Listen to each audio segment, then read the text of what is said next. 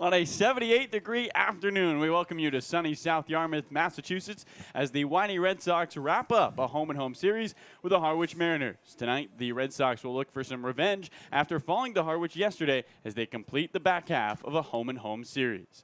I'm Carlo Jimenez alongside Sam Lebowitz as we welcome you in to the broadcast booth here at Red Wilson Field. And Sam, a big story for this YDT team as of late has been the strikeouts. 54 strikeouts over the last 4 games. Their strikeouts per game has doubled.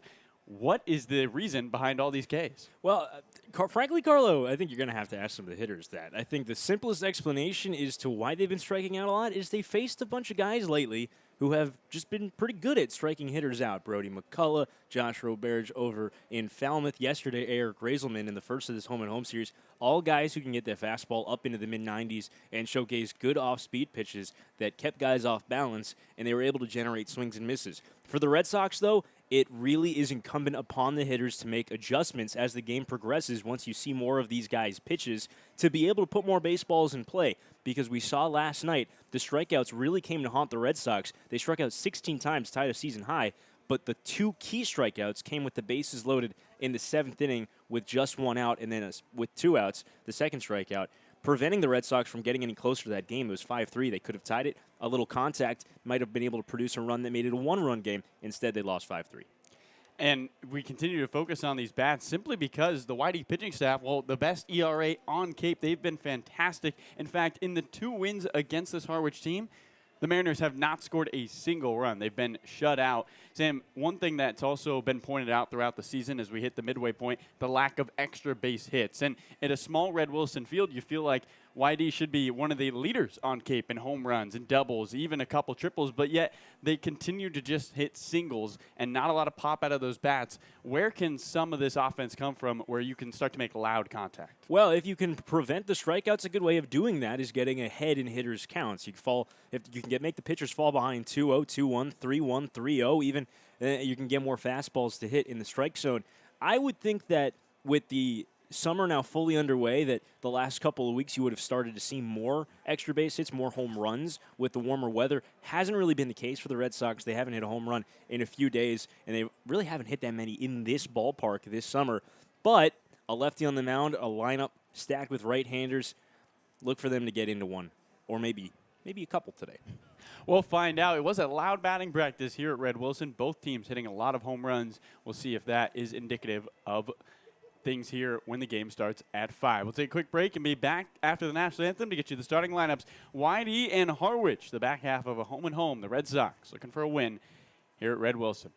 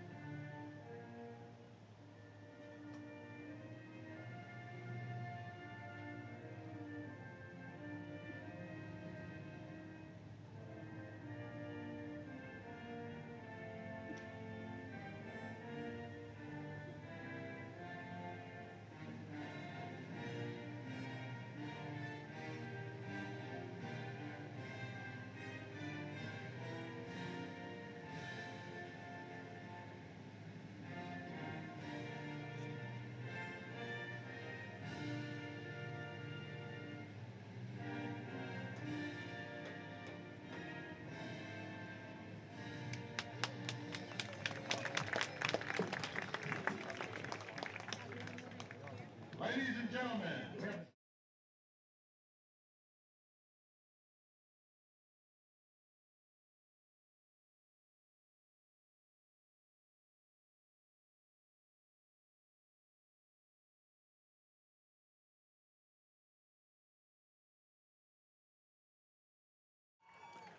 A beautiful rendition of our national anthem as we welcome you back to Red Wilson Field. Carlo Jimenez alongside Sam Lebowitz and our producer Zack Clapp as we begin the back half of a home and home between the YD Red Sox and the Harwich Mariners. Sam, home and homes have not been kind to this YD team. How can they get a win here today? Play better baseball. Frankly, they got to hit better with guys on base, maybe hit for a little more power. Pitching's been fine yesterday. 5 runs, not what you'd prefer, but not the end of the world if your offense can make it stand up. Today, they just got to play a better baseball. They haven't been hitting enough as of late. We mentioned the strikeouts in the pre-open. They got to strike out fewer times, rather, on the offensive side. You want to strike out more on the pitching side. That's always preferable. All right, play better baseball, strike out less. Keys to the game by Sam Lebowitz. Let's get you the starting lineup for the Harwich Mariners. It begins with Nick Goodwin out of Kansas State. He's playing shortstop today. Batting second is Chris Newell from Virginia, the designated hitter. Brock Wilkin is batting third, the third baseman out of Wake Forest. Joe Vetrano from Boston College is at first base batting fourth. In the 5 spot, it's Tommy Seidel, the center fielder from Alabama. Press Kavanaugh bats sixth, the senior from UNC Greensboro, and he's playing left. 7-8-9, Graham Pauley at Duke Blue Devil is at second base. Matt Gassetti, the catcher, junior from Alabama, bats eighth. And, if this name sounds familiar, William Hameter, picked up by Harwich after being released by YD, bats in the 9 spot. The Alabama player playing right field today. They'll be facing the big righty on the mound, Grant Taylor from Washington State. And while we're at it, let's get you the defense around him. Gonzalez is the catcher today. At first base is Drew Bowser. At second, Chase Mydrop. Hunter Haas plays short. Paz Ferreras is at third. Jordan Thompson in left. Cole Kerrigan center. And Homer Bush Jr. in right. YD in the Red Shirt Friday red uniforms. Cape Cod across the chest in script and camo print. The flag on the backside in multiple colors of stripes that all stand for something. There's like dedication, perseverance, and a couple other numbers on the backside in camo, outlined in black. White pants with a red stripe down the side. Harwich in their away blue unis with the gray pants, high pulled up socks, and red and navy blue. A flag on the back of their uniform just above the number that is in red, outlined in white with the red helmets for the Mariners. A YD team that is atop the Eastern Division, but the lead has shrunk. Just 1 win in their last 5 games. The Red Sox do not have a comfortable advantage in front of the East. Brewster nipping at their heels as they take on 4th-placed Harwich, looking for a win and trying to get back on the right track before going to Wareham tomorrow. Nick Goodwin digs in. Right-handed batter to face the ready Grant Taylor, who begins his 4th start of the summer. On a beautiful, partly cloudy day here at Red Wilson Field in South Yarmouth, here's the opening offering from the righty Taylor. Curveball popped up foul down the right field line. No balls and 1 strike. Sam, what do we know so far about Grant? What have you seen from him? What are we looking for a successful outing from the Washington State Cougar? He's been pretty solid for the Red Sox so far. 19 strikeouts, 13 innings across 3 outings. The walk's a little bit high. I think he would tell you the same thing. Looking to keep his composure, stay in the strike zone today, keep guys off the base paths. His 0-1 is a curveball above the zone, 1 ball, 1 strike. You'll see the curve, the change, the slider, and a 4-seam and 2-seam fastball from the righty. A lot of pitches that Taylor uses in his arsenal. He works from the first base side of the rubber, stares into Gonzalez, and the 1-1 to Goodwin. Swinging a ground ball foul down the left field line. A lot of off speed. There's another curve. And the count, a ball and 2 strikes. Wind blowing slightly out to left. It was howling earlier. Balls were flying in batting practice. People still starting to trickle into Red Wilson Field. Chairs popular spot down the left field line atop the hill. Taylor's 1-2. Fastball, swing and a miss. He works Goodwin backwards and gets a strikeout to begin the game. Here in the top of the first, 1 out. And the base is empty. And here's Chris Newell.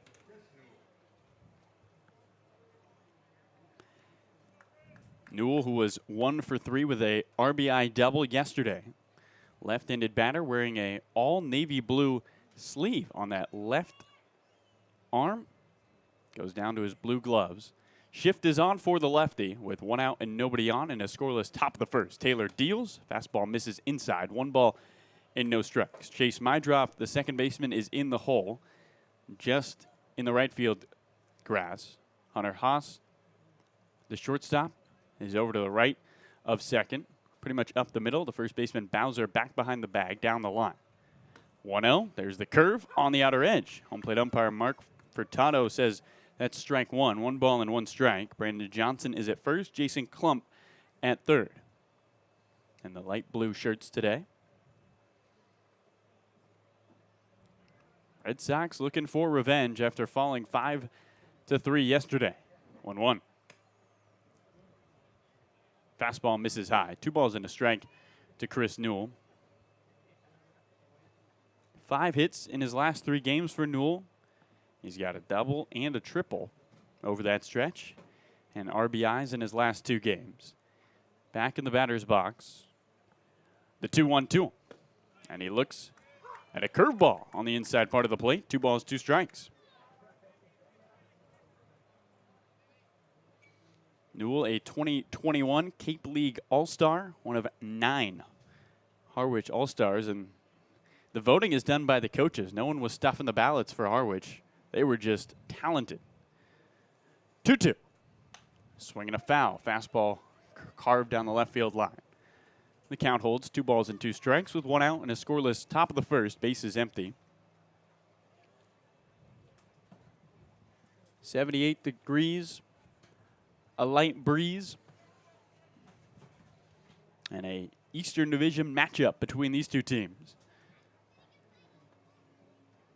Taylor peeks over the top of his black glove, his right toe on the first base side of the rubber. He kicks 2-2. Swing and a miss. Another high fastball, another strikeout. Back-to-back Ks for Grant Taylor. And a good start for the righty. As in stands Brock Wilkin with 2 away and nobody on. Seems like Taylor's plan today, Sam, is to show a lot of the breaking stuff and then try to attack with 2 strikes with the fastball. And so far, it's worked. He's been pitching backwards to these first 2 hitters. Got ahead of Goodwin with nothing but the curveballs. And they're more of a varied look to Newell, but putting him away with the fastball. Right-handed bat of Wilkin looks up. His first pitch from Taylor as he appraises a strike at the knees. There's the change. No balls and 1 strike to Wilkin. Brock was 0 for 3 with a walk. The game yesterday, a guy who had a solo home run against Chatham 2 days ago. Taylor kicks the 0-1 down the hill. Fastball misses up and away. Grant spins after that pitch and kicks some dirt. Trying to figure out his plant leg. He didn't like it. The count 1 ball and 1 strike. Fans down the right field line, the left field line. Picnic tables full of people enjoying a hamburger and a hot dog here at Red Wilson Field. 1-1. Fastball misses inside as Wilkin pulls his hands back towards his blue uniform. Count 2 balls and a strike. Wind blowing the flag out to left, where a couple of fans are sitting near the scoreboard. Some out in straightaway center. Nobody in right. 2-1. Swing and a miss. A slider moves away from Wilkin as he chases, and the count 2 balls, 2 strikes, 2 outs, nobody on. In a scoreless top of the first. Wilkin, Sam, if you're interested, owns his own merch site where you can get sweatshirts that say Brocket on it. 2-2. And he half swings. Did he go? No. First base umpire Brandon Johnson says he did not, but it was awfully close. And now Coach Pickler comes out of the pen, Sam. It looks like they might have thought Wilkin got a piece of that baseball. That's what I thought initially. It sounded like it hit 2 things, not just the glove of Fernando Gonzalez. And they're going to have a conversation because that's, I think, the same thing that Scott Pickler heard is what I heard, is that it made contact with something on the way into Fernando Gonzalez's glove, which would have to be the baseball bat, which would mean it was a strikeout. There's no bug that big, and nobody thinks that it hit the bat of Wilkin. So 3 balls and 2 strikes with 2 outs and the bases empty. Taylor, with a strikeout here, would strike out the side. He sits atop the mound surrounded by the swirling pattern. Concentric circles that grow bigger outside of the mound. 3-2. Swinging a foul tap down the right field line where Joe Vitrano is getting warm. And the Boston College rising junior will go pick up the baseball and toss it over towards the Whitey dugout.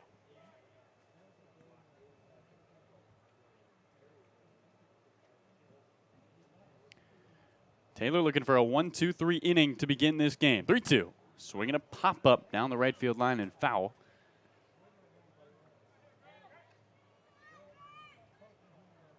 Grant with that full black beard off of his face, well trimmed.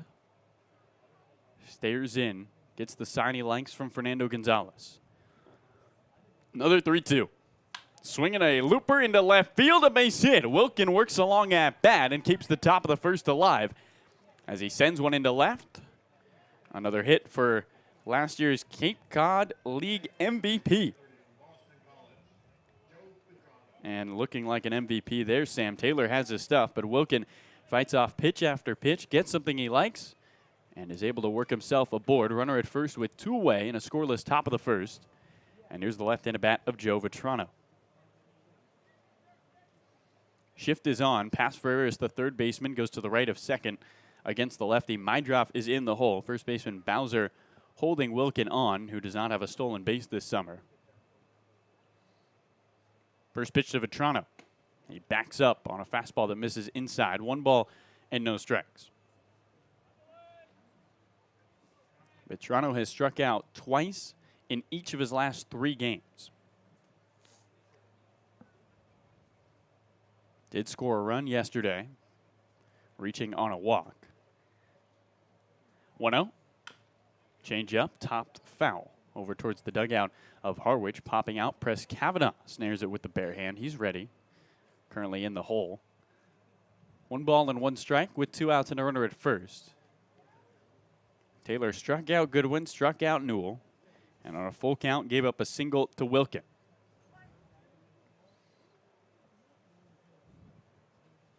Brock leads at first, hands resting atop his kneecaps. Vitrano standing stoically in the batter's box. 1-1, he swings and hits one off the end of the bat into center field. Carried going back, carrying at the wall. It is gone!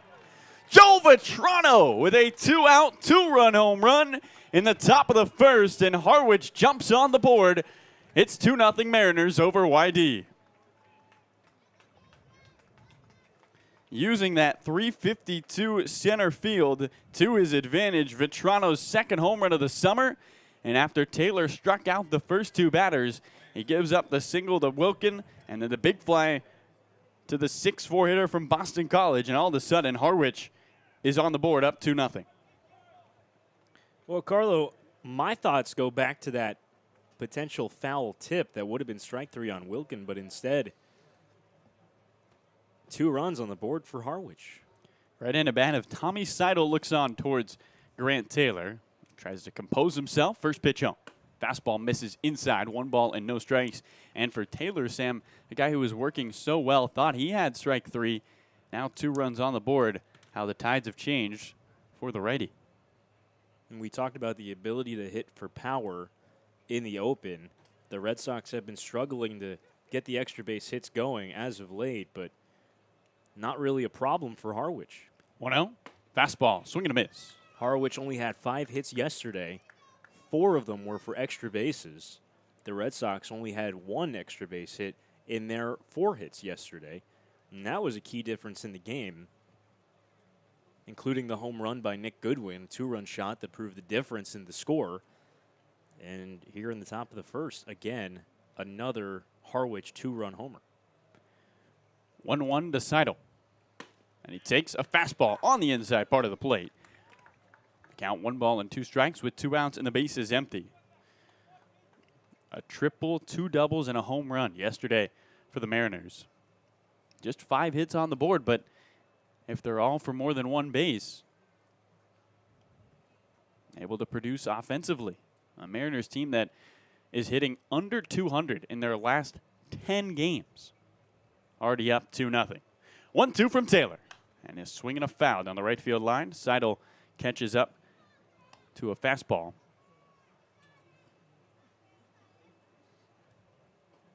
Taylor's jersey flapping in the wind. It's Red Shirt Friday. Joe Vitrano's 2-run home run looms large in the top of the first. It's 2-0. Harwich leads YD. Red Sox yet to bat. Already down. 1-2. Changeup misses low. 2 balls and 2 strikes with 2 outs. And what looked like was going to be a quick inning for Grant Taylor has turned into a laborious opening stanza.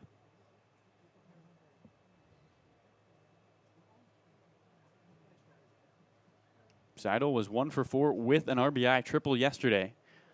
Launched one into the gap into left center field. Taylor's 2-2. Slider misses up and away. 3 balls and 2 strikes and a full count to Tommy Seidel. Prez Kavanaugh is on deck. It's pretty much the same lineup for Harwich we saw yesterday. 7 of the same 9 names. Only changes is Kavanaugh on deck and then William Hamiter in the 9 spot. The former YD Red Sox. 3-2. Swing and a miss. Slider gets him to chase, and that ends the first. Grant Taylor strikes out the side, but he gives up 2 hits, a single to Wilkin, and a 2-run home run by Joe Vitrano. It's 2-0.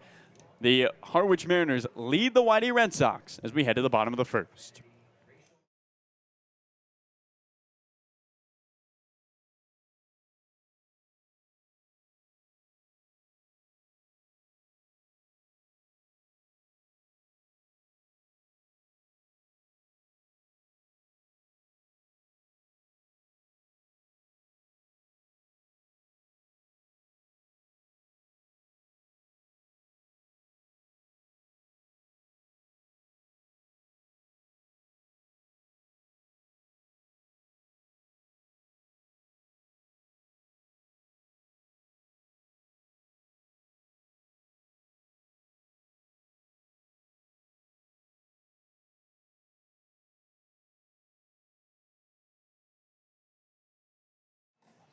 T-Mobile is proud to sponsor the Cape Cod Baseball League. T-Mobile is committed to serve those who serve, and that's why they go above and beyond for our active duty military and first responders. Visit your neighborhood T-Mobile store or visit T-Mobile.com to learn more. I'm Carlo Jimenez alongside Sam Lebowitz and our producer Zack Clapp as we welcome you into the bottom of the first inning where the YD Red Sox trail the Harwich Mariners without taking a swing. Down 2-0 after a 2-run home run by Joe Vitrano. Let's get you the lineup for this Red Sox team. It begins with Homer Bush Jr. out of Grand Canyon. Hunter Haas bats second from Texas A&M. Chase Mydroff in the 3rd spot out of the University of San Diego. Johnny Long, the DH, cleans things up out of Long Beach State. Cole Carrick bats 5th out of San Diego State. Drew Bowser, staying in California, bats 6th out of Stanford. Jordan Thompson bats 7th out of LSU. Paz Ferreras bats 8th out of Western Carolina. And Fernando Gonzalez bats 9th from Georgia. They'll take on Sean Sullivan on the mound for this Harwich Mariners team. The lefty kicks and deals, and Bush fouls the first pitch fastball back to the screen. No balls and 1 strike. And Sam, what are we going to see from Sean Sullivan, the lefty? Kind of a funky arm angle. Comes at you by throwing his front leg and his low 3/4 arm slot at you. 1-0 is a 0-1, a slider that misses inside. 1 ball and 1 strike to Homer Bush. You're also going to see quite a few of those first 2 pitches. The fastball that he works in tandem with kind of a sweeping slider. 1-1, there's the slider again. It misses low and in again. 2 balls and a strike with the bases empty and nobody out. 2-0. Harwich leads YD. And he does like to work it to the back foot of the righties. Fastball catches the outer edge. Count levels, 2 balls, 2 strikes. Working awfully quickly here to Homer Bush Jr. Sullivan making his 5th appearance, his 3rd start of the summer. 2.13 ERA, 2-2, fastball away. 3 balls and 2 strikes to Homer Bush Jr., who begins the bottom of the first, 2-0 the Harwich advantage. Would be nice to get Homer aboard to lead off with his speed, try to cut into this early deficit. 5 stolen bases for him this summer. 3-2, Bush fights off a fastball up and away. And the count remains 3 balls and 2 strikes. We'll get to the defense after this at-bat for Homer Bush Jr. Batting in the leadoff spot today, Sam. We've seen him flip-flop between the leadoff and the 9 spot. Right-handed batter stares in, chokes up with 2 strikes. 3-2, fastball away, and Homer Bush Jr. works himself aboard with a walk. As we'll get you the defense now for this Harwich team. Gassetti is behind the plate. It's Joe Vitrano at first, Graham Pauly at second, Nick Goodwin at short, Brock Wilkin at third. Press Cavanaugh is in left, Tommy Seidel in center, and William Hammer in right. That's how they go, defending the pitching of Sean Sullivan, and a ton of speed at first base. Homer Bush Jr. leads off. 5 stolen bases for him this summer. And here's Hunter Haas, the right-handed batter.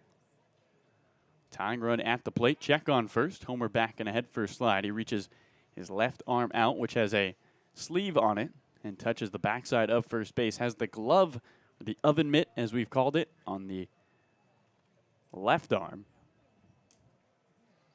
Infield is in at third, and now time is called by Hunter Haas. Gassetti behind the plate. So far this season has thrown out 2 of 12 base stealers. First pitch home. Haas looks at a slider away. 1 ball and no strikes.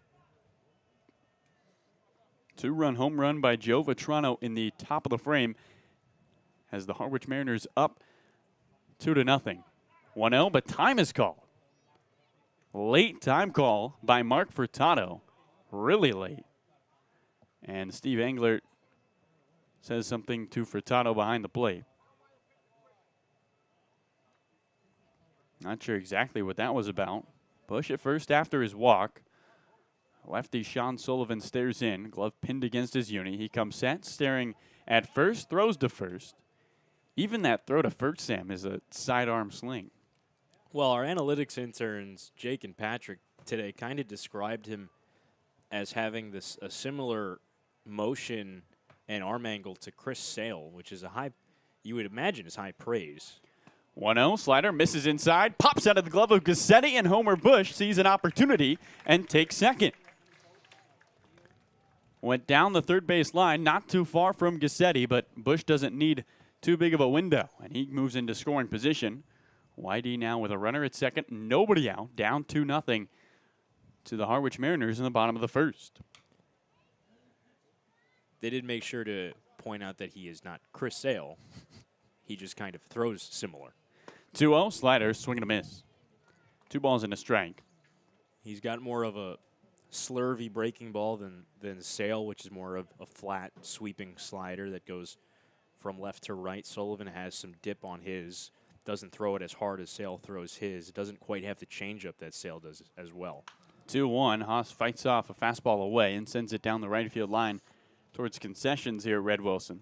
Of course, it's awfully hard to even invoke a former Cy Young Award winner when you're talking about a college pitcher, even in a league such as the Cape League. Sale, of course, a former YD Red Sox as well. 2 balls and 2 strikes. Bush at second. The pitch, swing and a miss. Changeup has Haas fishing, and there's the first strikeout for Sean Sullivan. As in stands Chase Mydroff with a runner at second and 1 out.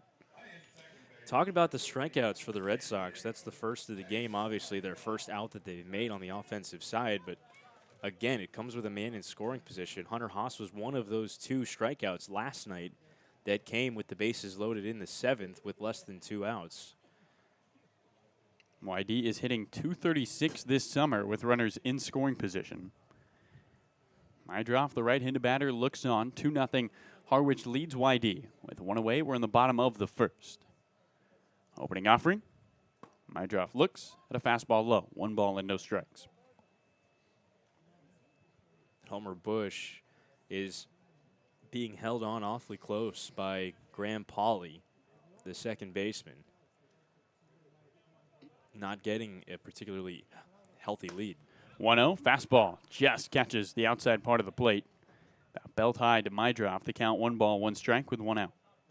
Of course, with Homer's speed, you don't necessarily need a huge lead. You just got to get a good look and a good jump on a guy. And Sullivan not giving too close attention. 1-1, Mydroff hits one sharply right at the shortstop Goodwin. He takes it on a hop. Belt high throw to first is in time. Bush back to second. 2 unproductive outs after the walk and then the wild pitch. That puts Homer in scoring position, and it's up to the cleanup hitter, Johnny Long, to try to salvage the opportunity with 2 away. That ball almost actually got through. A nice play by the shortstop, Goodwin, and was going to be a tough play for Bush, the runner on second, because of the placement of it. But because it was so close to him, in front of him, he couldn't advance. Bush at second, first pitch home to Long. The right-handed batter looks at a ball in the dirt. And they count 1 ball and no strikes. 2-0. The Harwich Mariners lead the Whitey Red Sox in the bottom of the first inning with 2 outs. It was a 2-out, 2-run home run by Vetrano, who was the cleanup hitter for Harwich, that gave them the lead. We'll see if Johnny Long can do something similar, the cleanup hitter for YD. 1-0. Long takes. Changeup on the inner edge. 1 ball, 1 strike. Johnny, who is 5th on Cape in RBIs, has a runner in scoring position, picked up an RBI yesterday. 1-1. And he swings and hammers one into the gap in the right center field. That ball's going back, and one hops the fence. Bush had a jump start. He hits the plate at home. Johnny Long slides into second, an RBI double, and Whitey is on the board as they cut the Harwich lead in half. It's 2-1 over the Red Sox. Good piece of hitting Johnny Long. We've seen him go to center and right center with the majority of the balls that he has hit for power this season. Both his homers are to that part of the ballpark. Against Harwich earlier this summer, he also hit a long double at White House Field to straightaway center. Taking that pitch, that fastball towards the outside part of the plate, with it, going with it towards the opposite field. Really nice piece of hitting by Johnny. So with Long at second, here is the go-ahead run at the plate. It's Cole Carrick, switch hitter, batting from the right side. Sullivan's first pitch home. Carrick swings and fouls a fastball back to the screen. No balls and 1 strike. Red Wilson Field has started to fill up, and hope he didn't get here late. Already a lot of offense. 2 runs for Harwich, 1 for YD. 2 teams that have been struggling offensively as of late. Sullivan stares in, 0-1. Carrick swings, hits one off the end of the bat. Looper into center field, sprinting in. Seidel watches it drop at his feet. Throw in from the center fielder. Johnny Long slides home safely. It's not in time. And Cole Carrick with an RBI bloop single to center evens this one up at 2 in the bottom of the first. Some timely 2-out hitting from Long and Carrick. And YD matches Harwich. 2's on the board in the bottom of the first. And Seidel made a strong throw to the plate. It was just a hair to the right side of home. And Gassetti didn't even handle it. First pitch to the right-handed bat of Bowser is a foul down the right field line. Carrick, the go-ahead run, leads at first. Cole, who has 11 stolen bases, Sam, that is second on Cape. 1 behind Riku Nishida of Hyannis.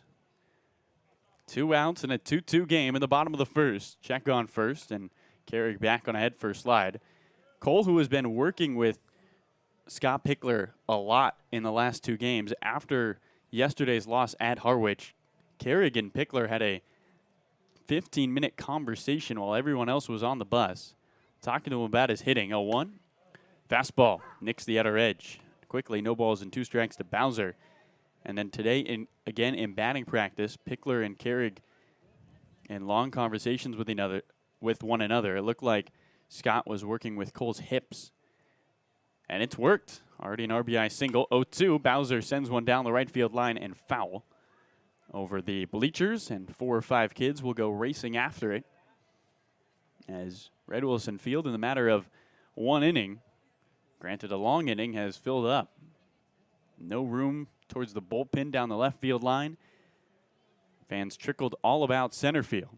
Carrick at first, 2 outs. He's running 0-2. Bowser takes ball 1 away. The throw on to second. In time, they got him. Gassetti guns down Carrick for just the 2nd time this summer. Cole is caught stealing, and that ends the first inning.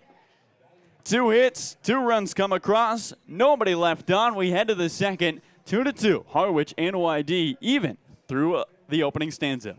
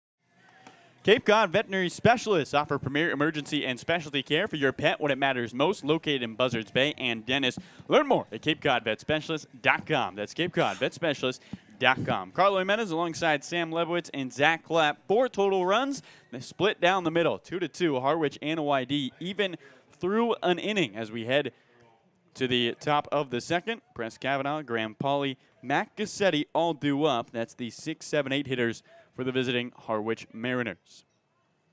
A back half of a home-and-home between these two teams. And YD looking for a win after falling yesterday. First pitch to the lefty, Kavanaugh. And he takes a fastball that catches the outside part of the plate. No balls and 1 strike. And Sam, after Taylor gave up that 2-out, 2-run home run to Vetrano, he now has 2 runs of run support on the board. This game back at an even draw. Does that change the mindset at all? As here comes Taylor's 0-1. Fastball misses up and in. 1 ball, 1 strike.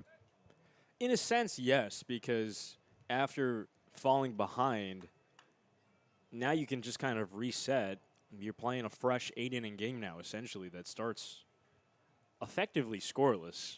Each team with the same amount of points. 1-1, swinging a golf shot into shallow right center field. Cole Carrick starts in. The center fielder jogs backward and makes the catch. Press Kavanaugh is retired. And there's 1 out in a 2-2 game on the top of the second. There's the 7th hitter in the lineup, Graham Pauly out of Duke. Pauly, who is 5 for 13 in his last couple of games with 2 RBIs. Another lefty facing the righty, Grant Taylor. He kicks and deals. And a fastball catches knee high on the inside part of the plate. No balls and 1 strike to Pauly. Pauly, who spent last summer in the Sun Belt League with the Alpharetta Aviators. It's a pretty good name. Here comes the 0-1. Fastball misses just low. Long hold from the catcher, Gonzalez, but Mark Furtado, the home plate umpire, not enticed. 1 ball, 1 strike with 1 out and nobody on. Pauly flew high, should we say, for the Aviators. 361 average, 404 on base percentage. 1-1. Another fastball. This one's in there for a strike. Pounding low and in to Pauly in the count, 1 ball and 2 strikes. Finished with 5 home runs, and over his 26 games, Sam struck out just 6 times. He stands in the batter's box, crowding the plate slightly. Here's the 1-2. And he swings and lifts one down the right field line, hooking away from the right fielder, Bush. That's a fair ball. Pauly with a big turn at first. A good throw from the right fielder, Bush. Makes him change his mind and go back to first as Hunter Haas cuts off the throw. A single down the right field line for Graham Pauly, his 6th hit of the summer as a Harwich Mariner. And there's 1 out with the go-ahead run at first. Up comes Matt Gassetti. We didn't see Pauly last night, but he's been very good so far for Harwich. When he was with Katuitt, he had 5 hits and 26 at-bats. With Harwich, he had 5 hits in his first 13 at-bats. Change of scenery, and Graham Pauly feels a lot more comfortable here in Harwich. It's the right-handed bat of Gassetti. Opening offering, and the catcher leans back at a fastball up and in. 1 ball and no strikes. Harwich is a team that maybe more than any other team on Cape Cod takes advantage of the quote-unquote waiver wire, picking up players that are released by other organizations. A couple examples in their lineup today with both Pauly and William Hammeter. 1-0, runner goes. Swing and a miss at a fastball. Throw on to second. Away from the second baseman, Mydroff. He has to reach across the bag, and the sweeping tag is not in time. Pauly's into second with a stolen base.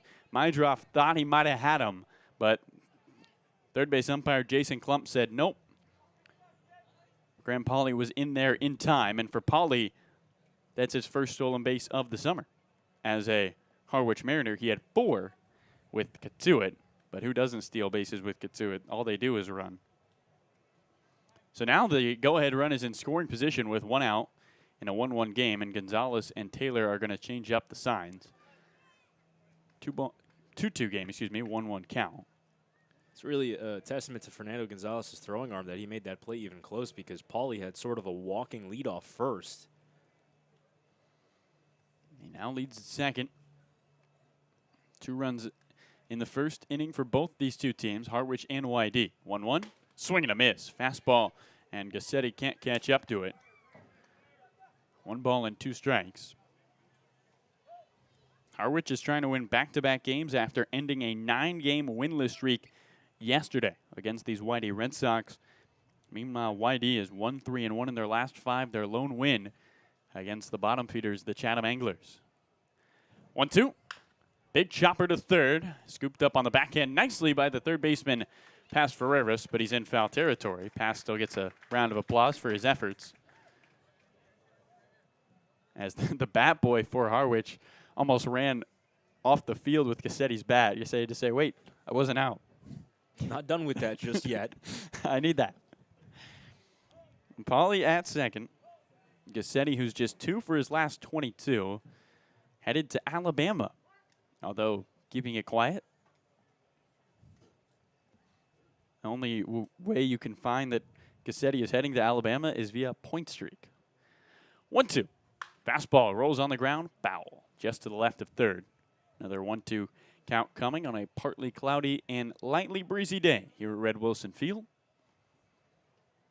Red Shirt Friday for the YD Red Sox. Say the Red Sox, Orleans.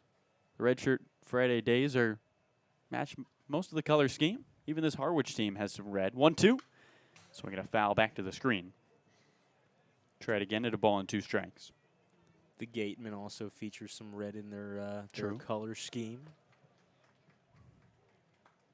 Even Chatham has red as a tertiary color. I'm trying to think who wouldn't make sense. Katuitt doesn't really have any red. They have a dark, dark maroon. Bourne has some red, too. A lot of blue and reds in color schemes across Cape Cod. 1-2. Slider misses off the outside. 2 balls, 2 strikes with 1 out. And the go-ahead run at second in a 2-2 game in the top of the second with 1 out. Katuitt and Falmouth are more maroons, but still kind of red. I think the only teams that really wouldn't make sense are Hyannis and Brewster. Now that you say it, Sam, I don't think there's any green on the Cape. Here's the 2-2. Long lead at second. Throw back to second. Do they get him? Yes! Caught off the bag. Paulie slipped on his secondary lead. Grant Taylor with a heads-up throw. Base is cleaned up. There's 2 outs and a 2-2 count here to Matt Gassetti. You said it, Carlo. He tried to do that dancing lead that he stole on from first to second, tried to do it again at second, and I think he just got caught a little bit in a divot on the base paths and had trouble getting back. 2-2, reaching forward, a slow tapper up the middle. Hunter Haas takes a big hop up at his belt, throw to first, not in time. Slow roller that popped up on the shortstop Haas, who didn't have enough time to get it to first in time. Gassetti reaches on the infield knock, and there's another 2-out single against Grant Taylor. That brings up the 9-hole hitter, William Hameter, a familiar name in an unfamiliar uniform here at Red Wilson. 2 outs. 2-2, the score between YD and Harwich. And Hammy, who hit 136 in his time in a Red Sox uni, 10 games, 22 at-bats. Shift is on for the left-handed batter as Gassetti leads at first. First pitch, Taylor just misses the right arm of Hameter. A breaking ball that is well inside, and the count 1 ball and no strikes. And I'm sure there's no real hard feelings between the Red Sox and Hameter. When you sign a temp contract with the Cape team, that's always part of the design, is that you could be let go. 1-0. Swing and a miss. Changeup gets him to chase. 1 ball and 1 strike. And usually, Sam, when a guy is released and then immediately picked up by another manager, that's because the manager who released him says, hey, I got a good guy. I can't keep him, unfortunately. But if somebody else wants him, he communicates with everybody else. And that's how somebody's picked up. 1-1. Fastball away. 2 balls and a strike. And Hammy is proved in his time with us, though he struggled a bit offensively, he proved that he was a very good teammate, that he was a very kind individual, a guy that was easy to root for both us and for his teammates. And we were pleased to hear that someone had picked him up on Cape. 2-1. And he takes a curveball on the inside part of the plate. 2 balls, 2 strikes. With 2 outs and a 2-2 game. Deuces are wild in the top of the second with Gassetti at first. Obviously, Carlo, we could be singing a different tune if Hammy had a good day today. But sometimes it is easier to root for people than players as people. Taylor exhales. 2-2. Swinging a looper into left center field. A base hit. William Hammer in his first game back to Red Wilson Field as a Harwich Mariner picks up a knock in his first at-bat. There's now 2 on with 2 out. The 2-out hitting continues for these Harwich Mariners. On to second goes Gassetti. The go-ahead run now in scoring position. And here's the leadoff hitter, Nick Goodwin. Already 5 hits on the board for Harwich. They had 5 in the entire game yesterday in their 5-3 win over YD.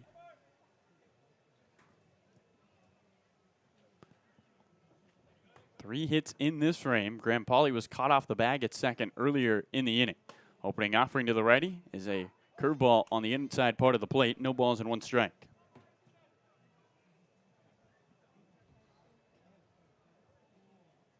Flag blowing sharply out to left.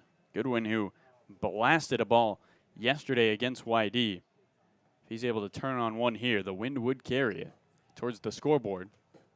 Defense straight up, 0-1. Big breaking ball misses above the zone. 1 ball and 1 strike.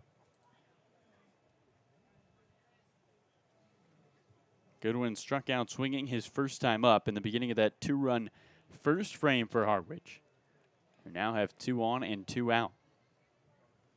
Goodwin holds the bat straight up, just away from his uniform, now rested on the right shoulder. Taylor looks at second towards Gassetti, 1-1. Slider on the outside part of the plate. 1 ball and 2 strikes.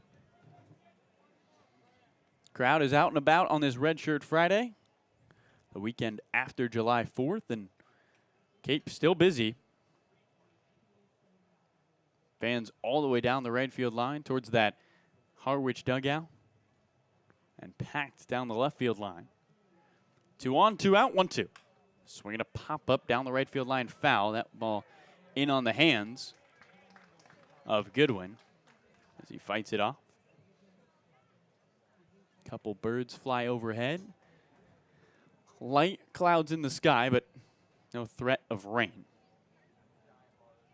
Gassetti at second, Hammer at first. 2-2, the score between YD and Harwich, and the top of the second inning. We've seen 7 total hits today. We saw 9 total hits yesterday. We're still in the top of the second frame. 1-2. Ball in the dirt, pops up off the mask of Fernando Gonzalez and towards the empty on-deck circle of YD. Everybody moves up 90 feet. On to third goes Gassetti. On to second goes to William Hammer on a wild, wild pitch that popped up and snared the mask of Fernando Gonzalez. And they count 2 balls, 2 strikes with 2 outs and 2 in scoring position. A chance for Goodwin with the deuces wild in a 2-2 game.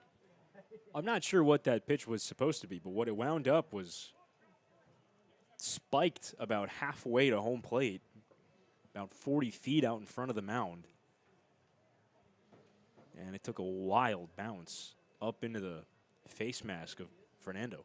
Goodwin, who's second on the Cape in RBIs, looks on. 2-2, he swings and skies one into right center field. Center fielder Carey going back, drifting into the gap into right center, and on the jog, he makes the catch. Goodwin flies out, 3 hits, 2 left on. No runs come across, and it remains a 2-2 game. Another long inning for Grant Taylor as we head to the bottom of the second, even through an inning and a half here at Red Wilson Field.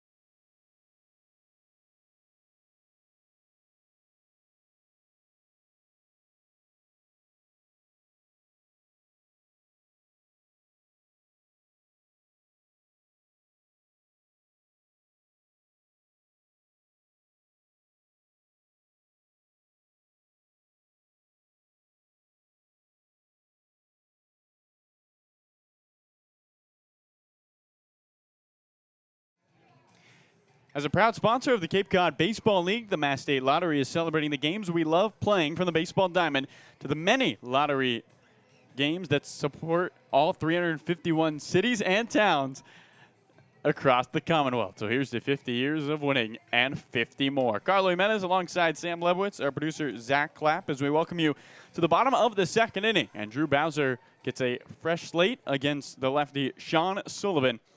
2-2, the score between the Whitey Red Sox and the Harwich Mariners.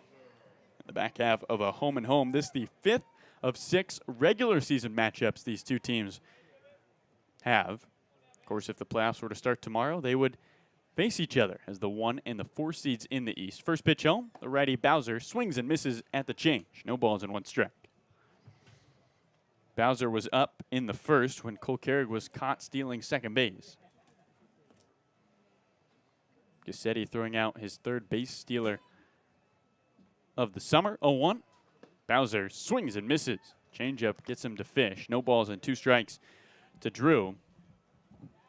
Still looking to find a rhythm offensively. Had a hit against Harwich yesterday, has yet to have hits in back-to-back days. See if he can change that with a knock to begin the bottom of the second. 0-2. And he half swings and foul taps one back to the screen. A returning Whitey Red Sox from Stanford. His teammate Drew Dowd pitched yesterday. Of course, there's supposed to be one more Stanford player supposedly coming to YD. That's Brady Montgomery. 0-2. Bowser swings and misses. Ball in the dirt as he chases a fastball. And that's the second strikeout for Sean Sullivan. It begins the bottom of the second in this 2-2 contest between YD and Harwich. Here's Jordan Thompson. Bowser, that's now his 8th strikeout over his last 5 games. So here's the right-handed bat of Jordan Thompson. Open stance for the LSU righty. First pitch, slider, catches the bottom of the zone. No balls and 1 strike. Thompson, the only Whitey Red Sox to have multiple hits yesterday against the Harwich Mariners. A double and a single. Wearing the blue LSU shoes, 0-1. And he swings and sends one the other way. Down the right field line. Hammer, the right fielder, ranging over, makes the catch with the glasses on. Quickly, 2 gone. So with 2 up, 2 down, up comes Paz Ferreras, playing third base today. Harwich 2, YD 2, both teams scoring in the opening frame. Mariners left 2 on the base paths in the top of the inning as Ferreras digs in with 2 outs. Another right-handed batter.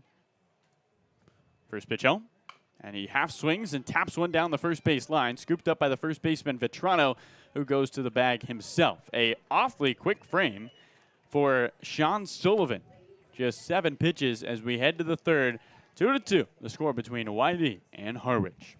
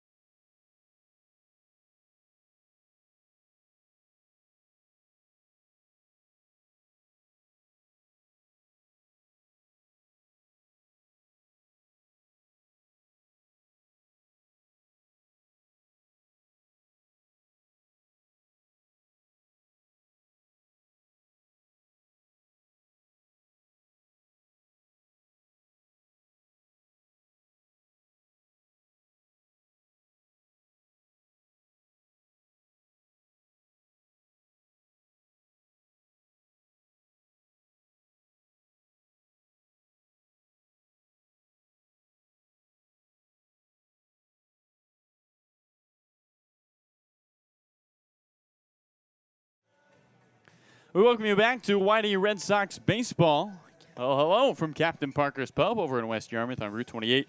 The entire crew from Captain Parker's wants to give a big salute to Cape Cod baseball, especially the young players that have dedicated so much time and effort to baseball, America's pastime. So, join us for lunch or dinner or just a bowl of our world-famous clam chowder. Captain Parker's, easy to find, but awfully hard to leave. I'm Carlo Jimenez alongside Sam Lebowitz, our producer Zack Clapp, as we welcome you to the start of the third inning, a 2-2 game between the Harwich Mariners and the YD Red Sox. Harwich looking to sweep the home and home. YD trying to get a win against Harwich before heading to Wareham tomorrow across the bridge. The Eastern Division leading YD Red Sox and the fourth-placed Harwich Mariners. And here's Chris Newell, the left-handed bat out of Virginia. Shift is on for Newell. Infield swung over to the right. Hunter Haas, the shortstop, to the right of second base. Mydroff, the second baseman, in the gap. Taylor deals. Newell appraises a strike on the outer edge. No balls and one strike to him. Chris Newell not totally happy with that call. He takes 4 or 5 steps out of the batter's box. And Mark Furtado says, "Please, sir, step back in." He does. That all-black bat bouncing off the left shoulder. 0-1. And he swings and taps one off the end of the bat. Quickly, no balls and 2 strikes to Newell.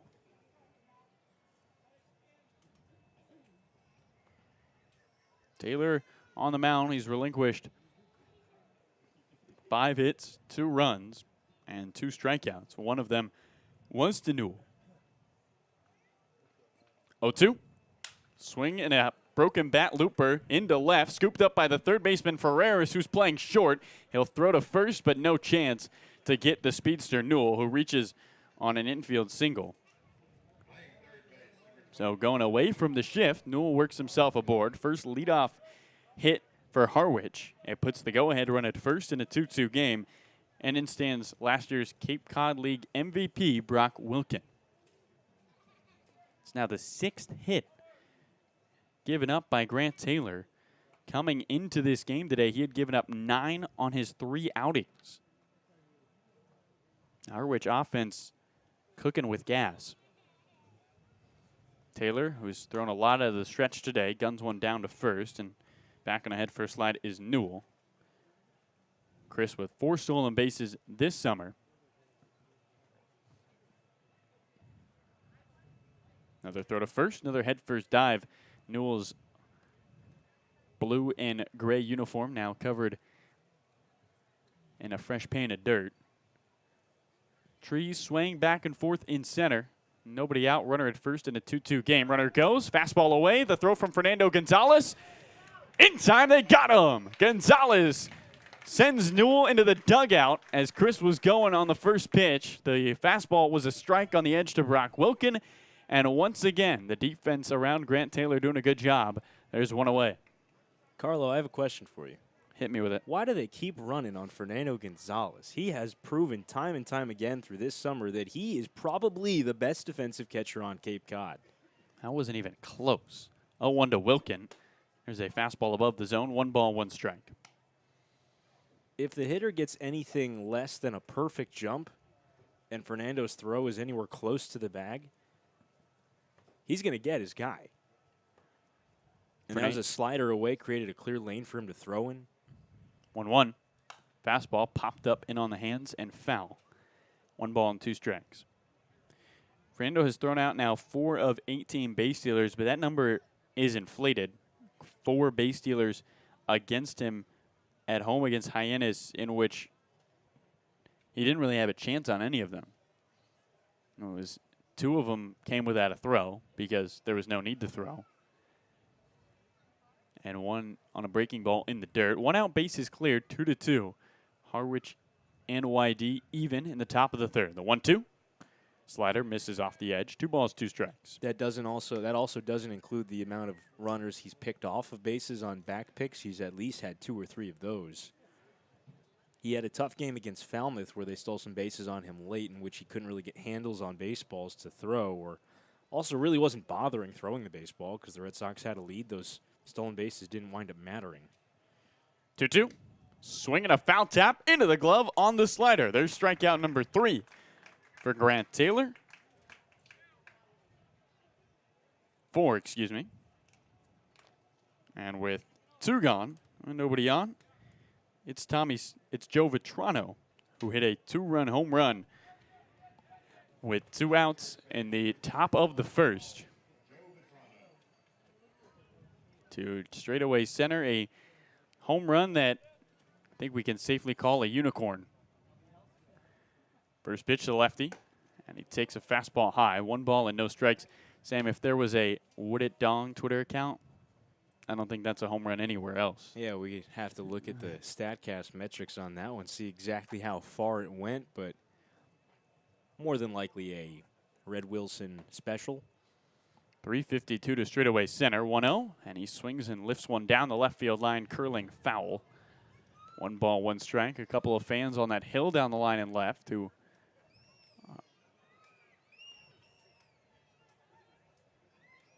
are looking onto the field of play, and I'm not sure what happened down there, but somebody might have got hit with a ball. A lot of attention being paid to someone in that area where a lot of fans are down the left field line. Hopefully they're all right, and time is going to be called. Grant Taylor just took a knee behind the mound and took his hat off, as is Vitrano outside the batter's box. The Red Sox are all looking. We're going to take a break and be right back here on the YD Broadcast Network.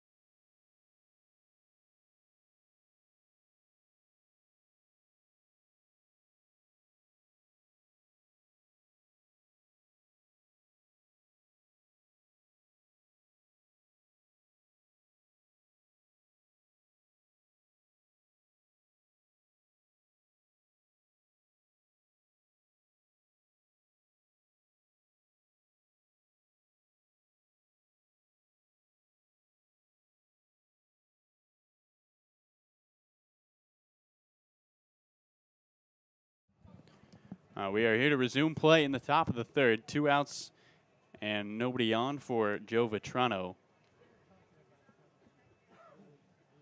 After a fly ball to the left.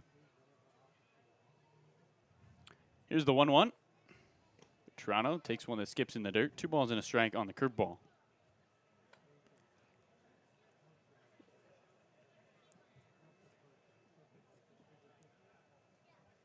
We don't want to speculate what happened there, but it appeared that a fan was being given some attention on that foul ball. Try to update you with good news, hopefully. 2-1. It's a curveball on the inside edge. 2 balls, 2 strikes. Immediately everybody took their time. Trainers were over there in an instant, which is a good sign. And we'll continue to play baseball, and if we hear any news, let you know. Umpires cleared us to resume play quickly, which feels like a good sign.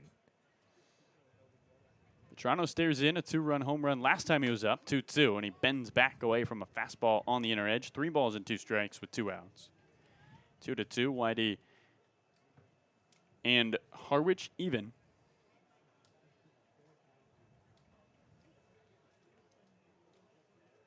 Taylor stares in, peeking over the top of the glove. Here's his payoff pitch.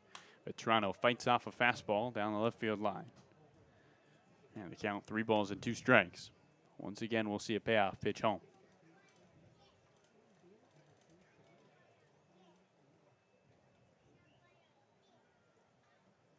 Shadows starting to creep onto Red Wilson Field down the left field line. Flag blowing strongly out to left. Shift is on to the right of the infield for Vitrano. 3-2, he hits one right towards the shift. Second baseman Mydrop vacuums it up, belt high. Throw to first in plenty of time. That does it. 1 hit, 1 caught stealing, 3 up. And 3 down for Grant Taylor. We head to the bottom of the third, 2-2, the score between YD and Harwich.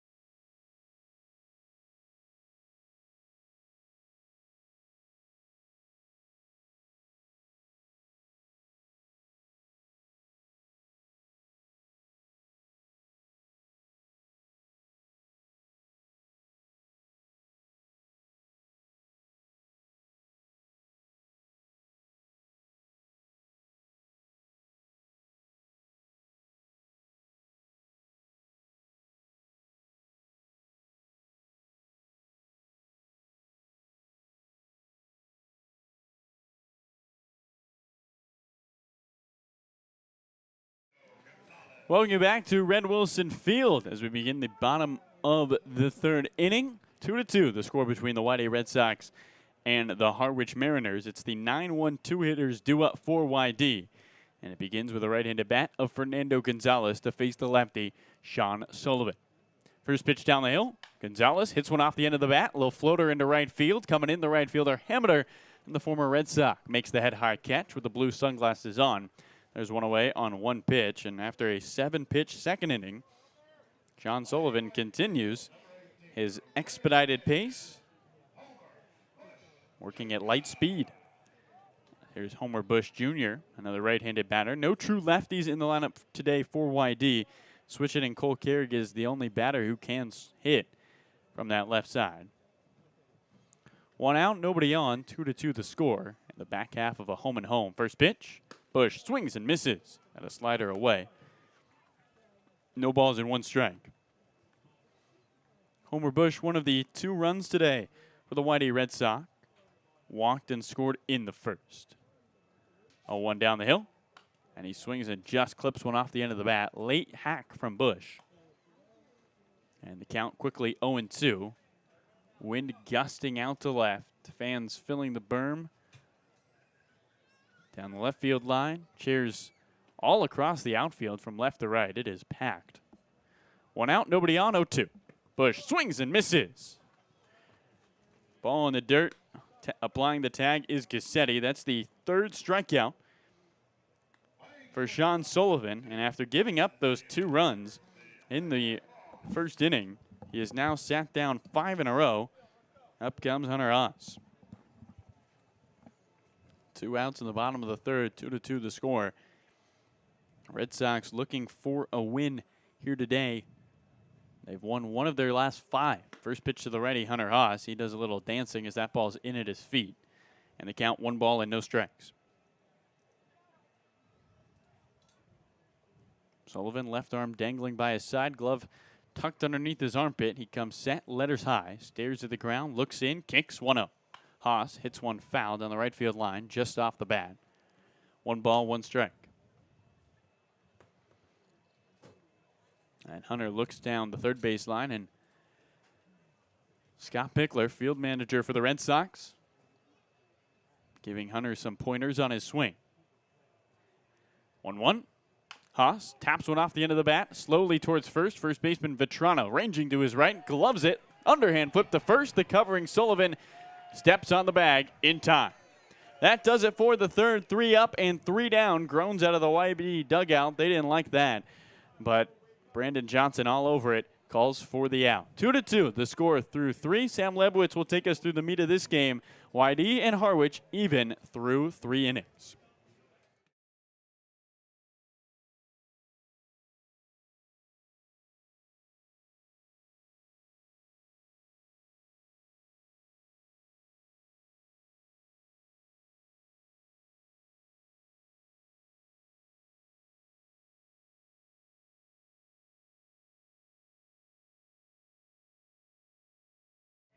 MP Sports Cards is proud to sponsor the Kids Baseball Clinics. If you're a sports card collector, be sure to stop by and check out the latest releases, graded cards, supplies, and more. A local favorite for hobby enthusiasts across Massachusetts, and of course, your Cape Cod Baseball League. Stop in our store and mention code Red Sox to get 1 free pack of 2022 Topps Baseball Update with any purchase. Some exclusions apply. Visit us at 71 Main Street in Carver, Massachusetts, or online at mpsportscards.com. Hey, Sox fans, have you thought about buying or selling a home? Emily Szymanski of the Salty Dog Group is your pet-friendly neighborhood realtor. As part of the team at Keller Williams Realty of Cape Cod and the Islands, Emily is your go-to resource for home buying and selling. Call Emily Szymanski at 508-221-0196 or visit thesaltydoggroup.kw.com. That's thesaltydoggroup.kw.com. Sam Lebowitz, the 4th inning is about to start, and we're all even. It's a 2-2 game. Thanks, Carlo. Tommy Seidel, Prez Kavanaugh, and Graham Polly to come and swing the lumber against Grant Taylor for the Mariners. As we enter the top of the 4th here at Red Wilson Field on a beautiful day for baseball, just past 6 p.m. local time here on Cape Cod, about 76 degrees. We were in the low 80s earlier, but temperature has dropped a hair. Sun still plenty of a factor in this game. Still lots of time, still lots of brightness on a field with no lights. Wind blowing out towards left, and Tommy Seidel will try to take advantage of it. Each team scored a pair in the top of the first, in the first inning, rather. 2 in the top of the first for Harwich on the Joe Vitrano 2-run homer. Johnny Long and Cole Carrick RBI hits in the bottom half to get this game square. Grant Taylor has dealt with traffic as he works from the first base side of the rubber right on right to Seidel. First pitch home, a slider, a half swing, a called strike, 0-1. 6 hits against Grant Taylor, but only the 2 runs. In the second, he allowed 3 consecutive singles, but was helped out by a pickoff of Graham Pauley at second to work out of that. 0-1, another slider. This one's low. In the third, a caught stealing helped erase a base runner after a leadoff single. So outs on the base paths have been beneficial to Grant in this game, despite the high number of hits. He's also struck out 4. He hasn't walked a batter. 1-1. Curve clocked right towards third on one hop, played by Ferreras. His throw across is offline, and it takes Drew Bowser's glove off as he swipes to tag Seidel, who is safe at first. Bowser's shaken up. That's not an easy play and not a play that you want to see from a first baseman who can often get injured on a play like that. Their wrist can get really hit hard. But Bowser looks to be okay after walking around the infield. Hands on his knees right now as the ball will work its way back to Grant Taylor on the mound. Chase Mydroth will go and chat with him, probably just to give Bowser an extra second. It's going to be a throwing error on past Ferreras, who played that smash one hopper nicely. His throw was to the home plate side of first base, and Bowser's glove on an attempt to apply the tag got taken off by Seidel, who was running hard through the base path. It's a leadoff base runner against Taylor on the E5.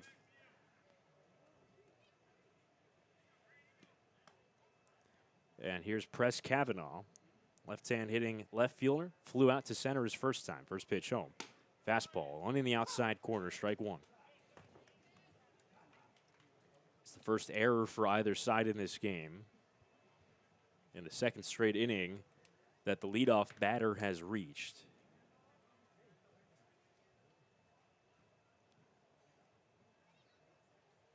0-1 in the dirt, right out in front of the mound and up to second on a really good read on that ball in the dirt is Tommy Seidel, who advances on the wild pitch.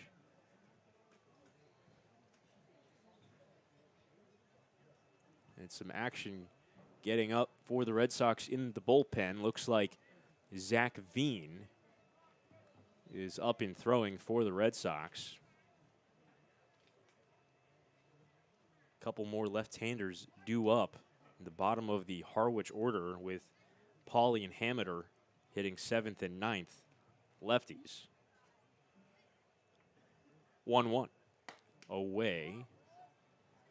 Count 2-1 on Kavanaugh, who enters just a 156 hitter after he hit 333 for the Mariners last year, en route to becoming a Cape League All-Star, one of 9 that the Mariners sent to the All-Star game last year. There was no All-Star game, but there was an All-Star team. 2-1. Swing and a miss. Count 2-2 as Kavanaugh came up empty on that fastball. Count even on him. Press did not play yesterday, but went in 0 for 4 against Chatham 2 days ago, last time he played. 2-2. Swing and a miss. He got him. A fastball upstairs. Kavanaugh swung through it. The 5th strikeout for Grant Taylor in the first out here in the 4th. Brings up Graham Pauley, who singled, stole a base, and was picked off his last time up, and he will face Looks like a new pitcher. Out of the dugout comes Scott Pickler. Hasn't motioned just yet, I don't believe. But with the left-hander due and the left-hander Veen up in the bullpen, it looks like it's the end of the line for Grant Taylor. Pickler talking to him before taking the baseball. And we'll see if he does take the baseball.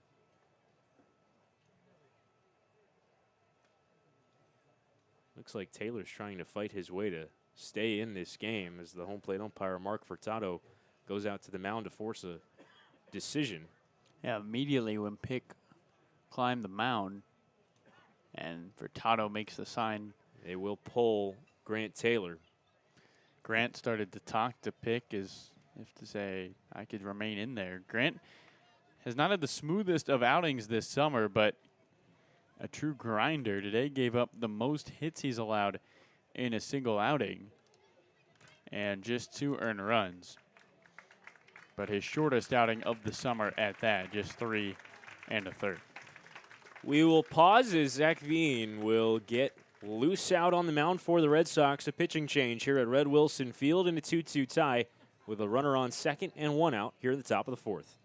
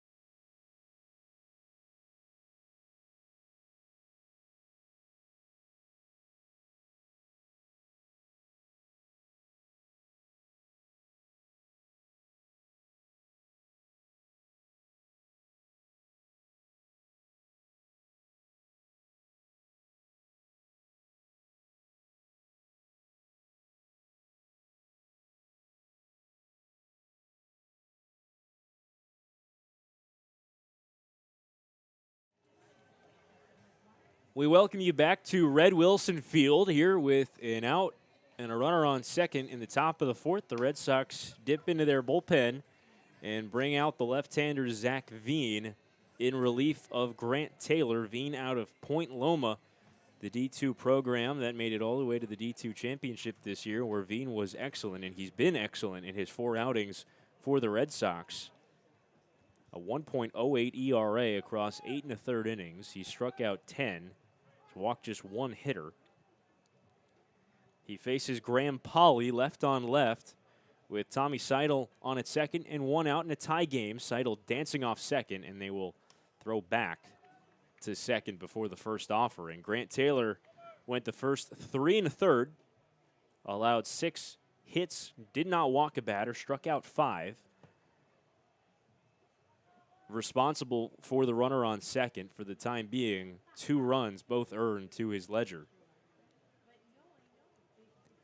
Veen working to Polley. First pitch, up and in, brushes Polley back. Veen last pitched at Hyannis in that mess of a game at McKeon Park, in the mess of an inning of that was the 8th inning in that game. He came on in relief after that 25-30 minute delay in relief of Sean Gamlin when they changed umpires. Time called at the plate. Allowed a run to score, gave up 3 hits, was not his finest outing, really the first time that Zack has faltered. But he's twice gone more than 3 innings in scoreless outings. 1-0. Fastball strike at the knees. Count 1-1 on Pauly. Pauly singled, stole a bag, and was picked off from second base. His first time through in this game. Each team with 2 in their first inning and nothing across since. 1-1. Rolled to the right side of the infield. Drew Bowser fields is flipped to Veen, covering, gets to the bag first for the out. Up to third goes Seidel. That's the second out here in the 4th. And Sam, Harwich team that has been really active off the base paths. We saw them run twice, 1 caught stealing, 1 stolen base. They only have stolen 17 bases this summer, second lowest on Cape, but you wouldn't have guessed the way they've played today. They have really been aggressive on the base paths, dancing around and running against Taylor and Fernando Gonzalez behind the plate. Here's Matt Cassetti, the catcher, right-hand hitter. First pitch.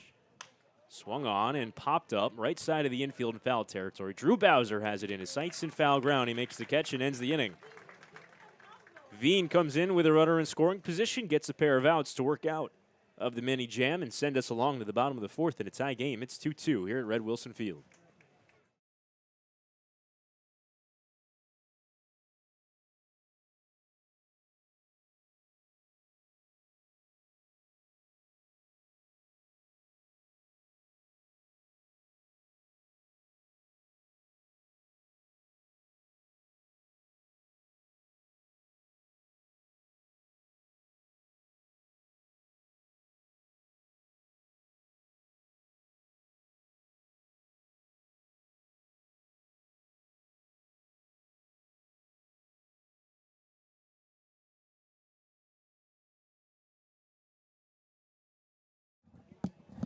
Red Shirt Fridays is a national program created to acknowledge, honor, and support our troops and first responders who put themselves in harm's way to defend our freedom. In support of this program, the Yarmouth Tennis Red Sox and all Cape League teams will be wearing a specially designed red jersey every Friday. The special weekly celebration of Red Shirt Fridays is sponsored by Zephyr Hats, the Massachusetts State Lottery, and OT Sports. Support our troops and first responders and join us by wearing red each Friday. Joining Coach Pickler and our interim president, Shane Skinner, along the third base line, right by the Red Sox dugout right now.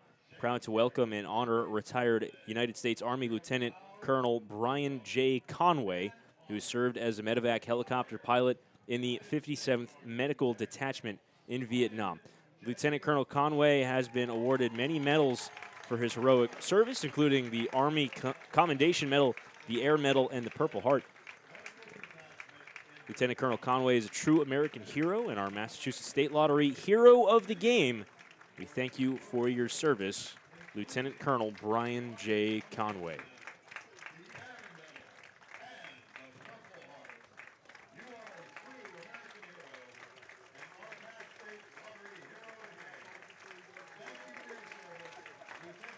A large crowd on hand here at Red Wilson Field giving our hero of the game a nice round of applause, including some of the players in the field, including pitcher Sean Sullivan took off his glove to give Mr. Conway a brief round of applause before we resume play here in the bottom of the 4th. 2-2 tie. The Red Sox and Mariners square up in the middle inning. Sam Lebowitz alongside Carlo Jimenez.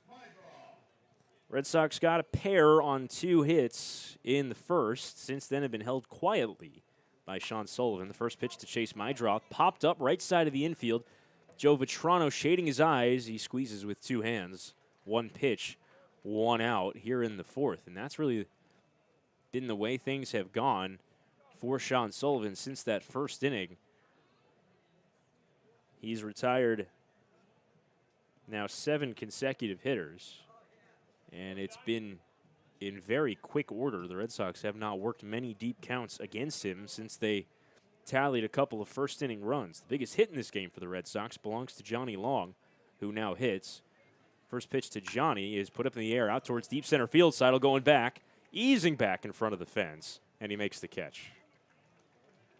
Long, who doubled off the base of the fence his first time through, made a bid right in that same neighborhood, but ball dies on him in right center, and very quickly, 2 pitches and 2 outs for the Red Sox against Sean Sullivan before I can even score either play in my scorecard.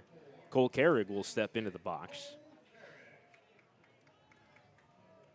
And you would hope that perhaps he takes a pitch.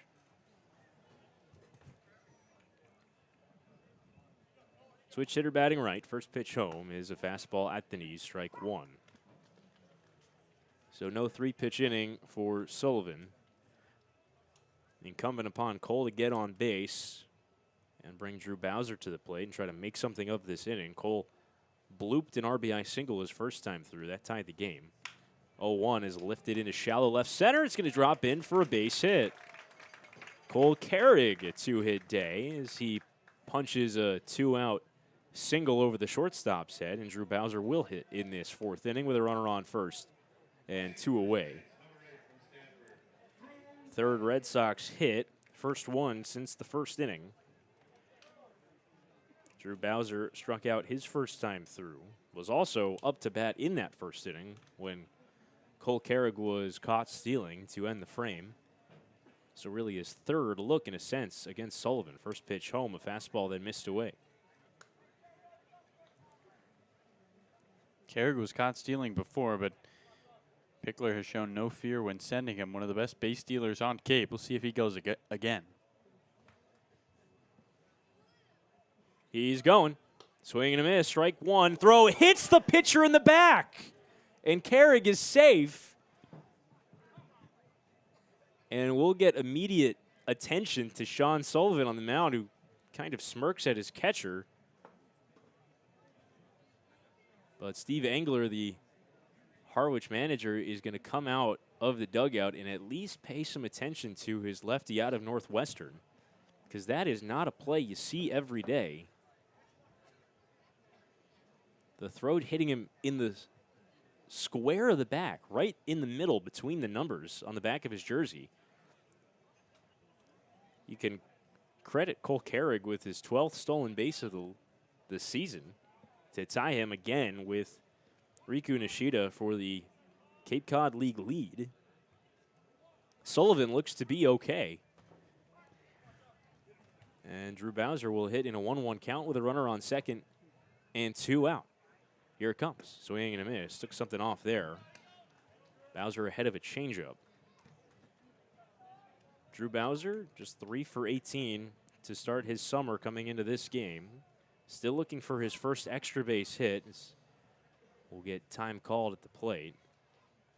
Maybe a clarification on the count between the umpires. Scoreboard has it 1-2. That's what I've got in my head.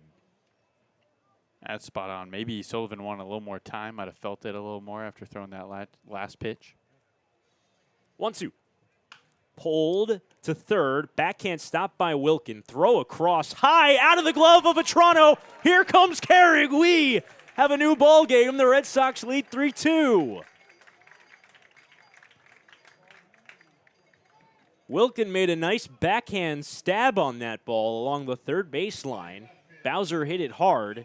His throw pulled the 6'4" Vetrano high off the bag, and it tipped out of the top of his glove, allowing Carrig to keep on running around third base and score the go-ahead run. Red Sox lead 3-2, give it an E5 on the third baseman, Wilkin. Here's Jordan Thompson, swings at the first pitch, pops it up, foul territory, right side. Vetrano calling all the way, and he makes the catch two-handed to end the inning. But not before the Red Sox punch across a little 2-out rally, a little unearned run magic. A 2-out single, a stolen base, and an E5, allowing the go-ahead run to score at the end of 4 here at Red Wilson Field. The Red Sox lead the Mariners 3-2.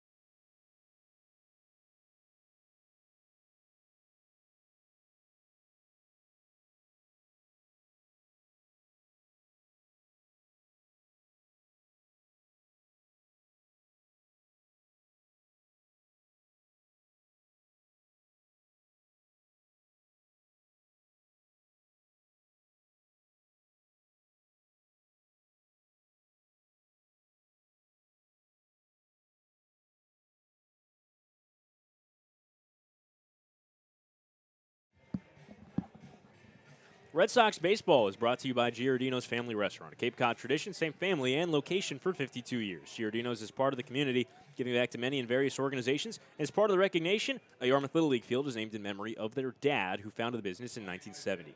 Giardino's is a family-oriented operation, serving a wide-range menu sure to please everyone. Give them a try. You will come back. Visit at 242 Main Street on Route 28 in West Yarmouth, or visit Giardino'sFamilyRestaurant.com. Zack Veen's got a lead as we play the fifth here at Red Wilson Field. A 3-2 Red Sox lead. And the first pitch to William Hammiter. He squares to bunt and takes a strike. 0-1. Veen got the final 2 outs in the fourth in relief of Grant Taylor. Stranded a runner in scoring position. And the beneficiary of the Red Sox tallying the go-ahead run in the bottom of the fourth, thanks to Brock Wilkins' throwing error. Sam Lebowitz alongside Carlo Jimenez here at Red Wilson Field. Lots of blue in the sky as the 0-1 home. Hammiter again drops a bunt down. This one heading along the line where Hunter Haas, the shortstop, playing over in the shift, plays it foul. Strike 2 on Hammiter. A good play by Haas, the only man on the left side of the infield who was playing back in the shortstop position, letting that ball roll foul that initially off the bat looked to be a nearly perfect bunt, but it just had some English on it curling towards the Red Sox dugout.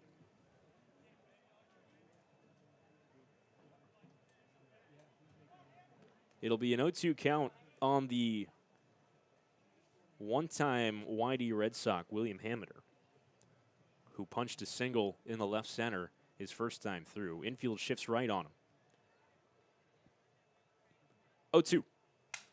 Broken bat roller up the first baseline. This one's going to stay fair right by the bag. Drew Bowser makes the catch and tags the bag. And the first base umpire, Brandon Johnson, says that it is going to be a foul ball, that it hit off of Hammiter. He'll get new lumber before hitting again. As Scott Pickler's out to chat with Mark Furtado, the home plate umpire.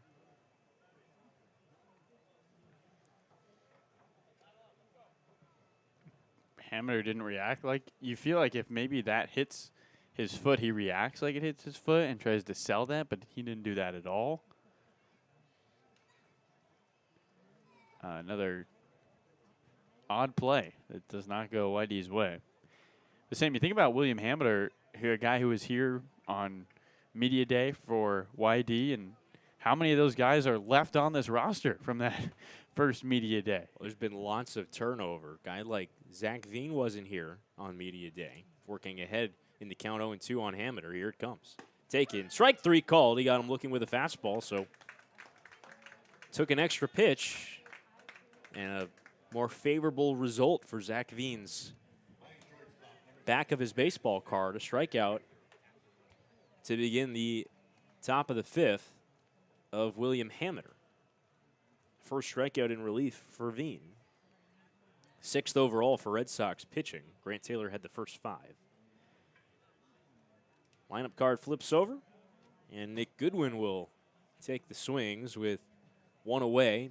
Red Sox leading 3-2 here in the top of the fifth. First pitch to the right-handed Goodwin, a fastball taking a strike on the outside corner. Goodwin had a pretty good day yesterday, a double and a 2-run homer. The homer came off a left-handed pitcher, Matt Cavanaugh. Come to think of it, so did the double off Drew Dowd.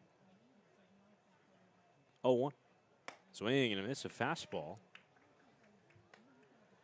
Count 0-2 on the Harwich shortstop, who comes in hitting just .256 before his first 2 trips to the plate in this game. He's 0 for 2, but is second on Cape Cod in RBIs with 14. 0-2 away, a fastball. See Veen trying to work the outside part of the plate after getting that first strike call. It's been a little bit of a wide strike zone from Furtado, but has been consistent. We'll see if they go back to the outside again. Gonzalez sets up over that outside corner again. And a 1-2 away. missed well away on a fastball. The count runs to 2-2 on Goodwin, who is hitting .500 against Whitey pitching coming into this game. Pretty small sample size, just 8 at-bats, but a fair amount of his damage has come against the Red Sox, including in yesterday's game. 2-2. Lifted out to right, hit fairly well. Bush started in, now back a few steps. He makes the catch. That's the second out for Zack Veen here in the top of the 5th. Brings up Chris Newell. Newell's 1 for 2. He singled what was caught stealing his last time. Another left-hand hitter for Veen to contend with, as the infield again shifts right on Newell. Hunter Haas playing up the middle, a few steps to the left side of the second base bag. Pass Ferreras playing even with the bag in the hole. First pitch, a slider that misses away.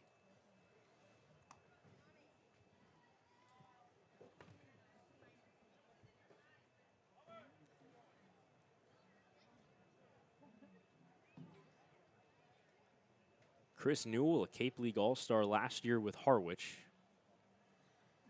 0-1, lifted out to center, hit well. Cole Cara going back, still going back, forget it. Some damage left on left. Chris Newell goes yard to straightaway center. That's his 3rd home run of the year, and right after the Red Sox took the lead in the bottom half of the 4th with 2 out in the top of the 5th, the Mariners come back to tie. So again, a back-and-forth affair. The Red Sox fell behind 2-0, tied it at 2, went ahead 3-2, and now we're square at 3s.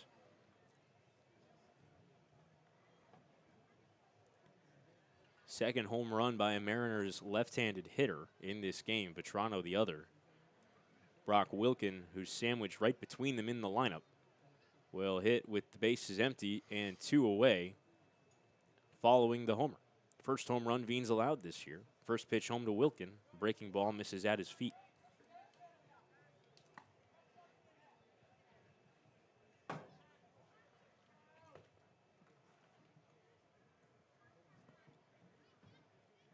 Wilken's got a pair of homers this summer. Does have that home run pop.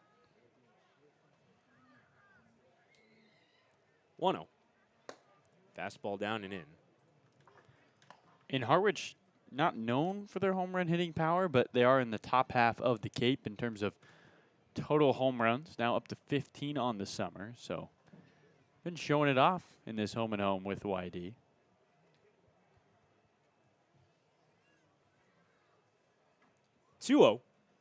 Taken at the knees for strike 1. Wilken last summer had 6 Cape League home runs during his MVP summer. Across his first 2 seasons for Wake Forest, he's hit 40. 17 as a freshman, 23 this year. 2-1 coming.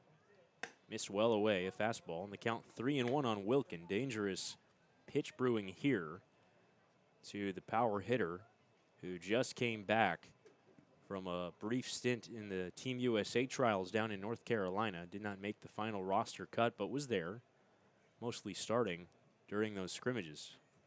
3-1. Roped out towards left center. Goodbye. Watch this one fly. Jordan Thompson doing just that. Back to back go the Mariners to take a 4-3 lead. First Chris Newell, now Brock Wilken, and that was not a cheapie. 3rd of the summer for Brock, his 2nd in the last 3 games. And 4 runs, all by home runs. Here by Harwich, it's been the fly ball at Red Wilson Field that has put the Mariners on the high side. That's now 8 hits for Harwich. And 3 have left the ballpark. The first of those belong to Joe Vetrano, who will hit following the consecutive homers. But before he steps in, John Raiola, the pitching coach for the Red Sox, is going to go and chat with his left-hander out of Point Loma. 2 out, nobody on, but Newell and Wilken leaving the yard and flipping this game. Veen only allowed 3 home runs in the entire spring at Point Loma. He's allowed 2 in back-to-back hitters here against Harwich. Just not characteristically a guy to give up home runs. The wind is not gusting out, but it is softly blowing out towards left as the right-hander out of Ball State, Sam Klein, will get working in the bullpen for the Red Sox. But on a fairly warm day here in Yarmouth, perhaps the ball carrying a bit. And we talked about it in the open.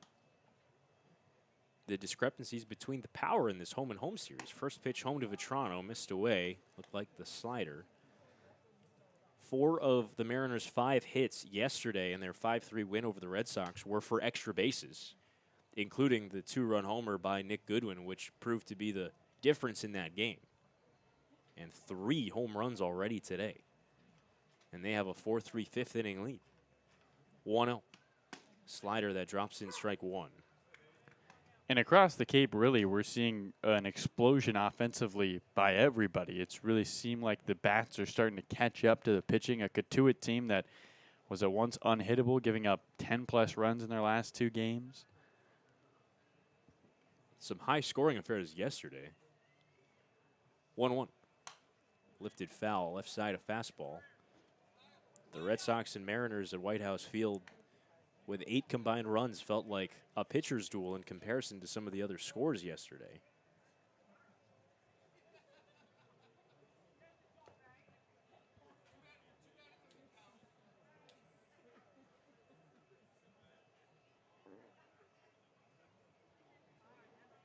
So 1-2 count on Vetrano, left on left. Here it comes. Curveball just missed off the outside.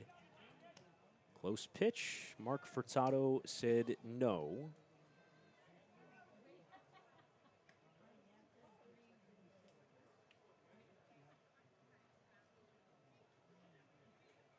Yesterday at Across the Cape, 4 different teams scored 9 runs or more, and 2 others scored more than 6. 2-2 skips in. Count runs full. Check that. 3 teams had either 6 or more,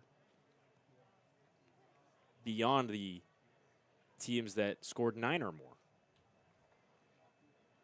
So, in a sense, yes, the Mariners and the Red Sox yesterday was the lowest scoring matchup, tied with Falmouth and Orleans for 8 combined runs, is the lowest scoring game on Cape Cod yesterday as Vetrano calls time. The Whitecaps beat the Anglers 9-6 yesterday. The Braves beat the Kettleers 12-7, but get this, the Gatemen and the Harbor Hawks, a 12-10 finish. It's not lacrosse. Here's a 3-2. Lifted towards right center field and hit hard towards the gap, a base hit. It's going to split him and go to the wall. Vetrano with another extra base hit. He motors into second with a stand-up double. And Zack Veen is getting hit around here with 2 out in the 5th by the middle of this Harwich lineup, following Newell and Wilkins homers. He doubles into the right center field gap. And Tommy Seidel will have a chance to bring him home with 2 out. 3 straight base hits against Veen after he retired the first 4 batters he's faced. And a Harwich offense again, Sam, hitting under 200 in their last 10, but boy, they are knocking the ball all around Red Wilson Field today. And Scott Pickler's seen enough. Sam Klein will take over on the mound for Veen as Pickler goes out to take the ball from his Point Loma left-hander, who was cruising, got the first 2 outs on a strikeout and a soft flyout, but homers by Newell and Wilkin and Vetrano going left on left for a 2-out double following the homers. That was enough for Pickler. 3 straight extra base hits knock Veen out of this game with 2 out in the 5th. The Red Sox led about 5 minutes ago. Now they trail 4-3. We'll take a break before introducing you to Sam Klein.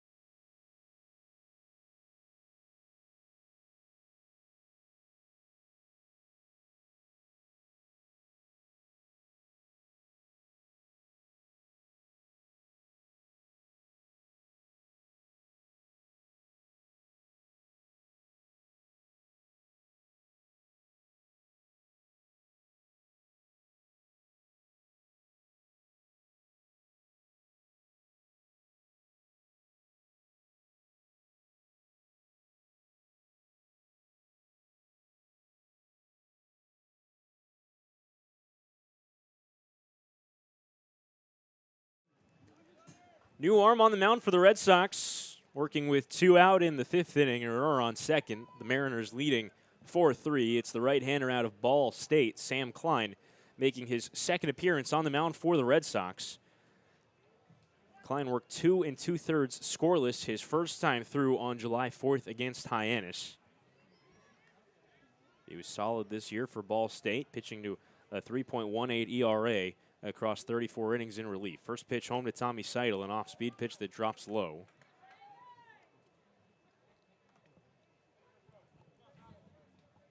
Klein had 47 strikeouts in his 34 innings, also saved 11 games as the Ball State closer. Trying to close out an inning that's seen 3 consecutive extra base hits. 1-0, curveball drops at the knees over the outside corner. 1-1 to Tommy Seidel. Seidel's 0 for 2, a strikeout and reached on an error his last time.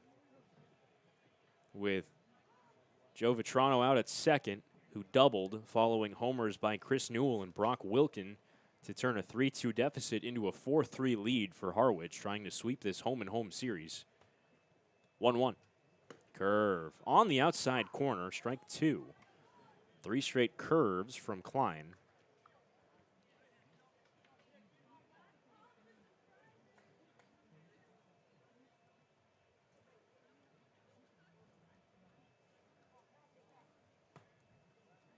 Klein working from the first base side of the rubber.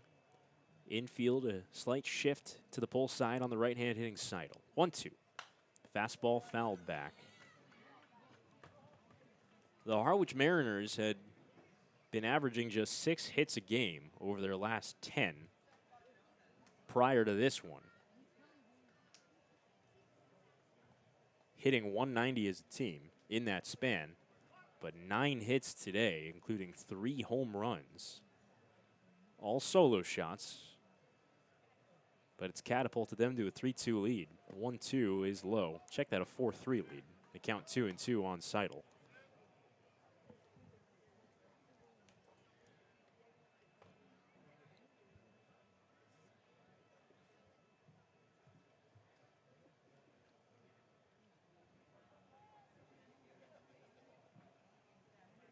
There were 2 out, nobody on for Zack before the extra base hit parade started. 2-2. Curve popped up to the left of the mound. Klein watching past Ferreras call and catch to end the inning. So Klein comes in and gets his man and works us through the top of the 5th. But not before Harwich scores a pair thanks to back-to-back homers by Chris Newell and Brock Wilkin. And they take a 4-3 lead. We're halfway through here at Red Wilson Field between the Red Sox and the Mariners.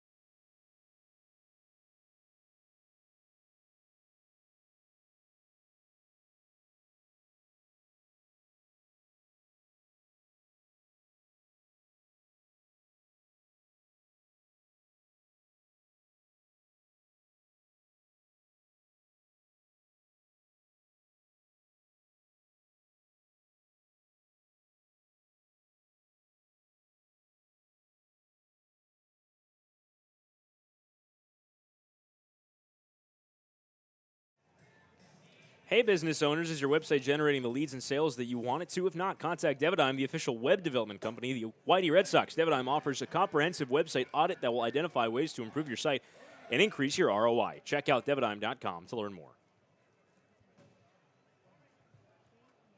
We go to the bottom of the 5th here at Red Wilson Field, past Ferreras stepping into the box for the Red Sox, who now trail 4-3 to the Harwich Mariners. Sean Sullivan back to the mound. First pitch to Ferreras, changeup at the knees, strike 1.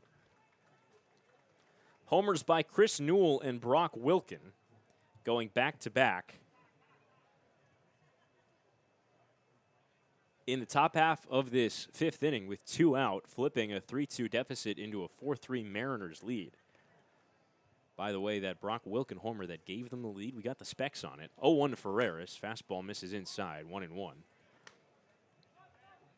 100 miles an hour off the bat, 414 feet away. A certified bomb by the man that Coach Steve Engler calls Bomba. 1-1 is fouled off right side. And we see why. We can see why. 40 home runs across 2 college seasons for Wake Forest, including 17 as a freshman. And now 3 on Cape Cod this summer after 6 last summer in an MVP summer. Putting his stamp on this one. 1-2 to Ferreras. This is in the dirt, a changeup.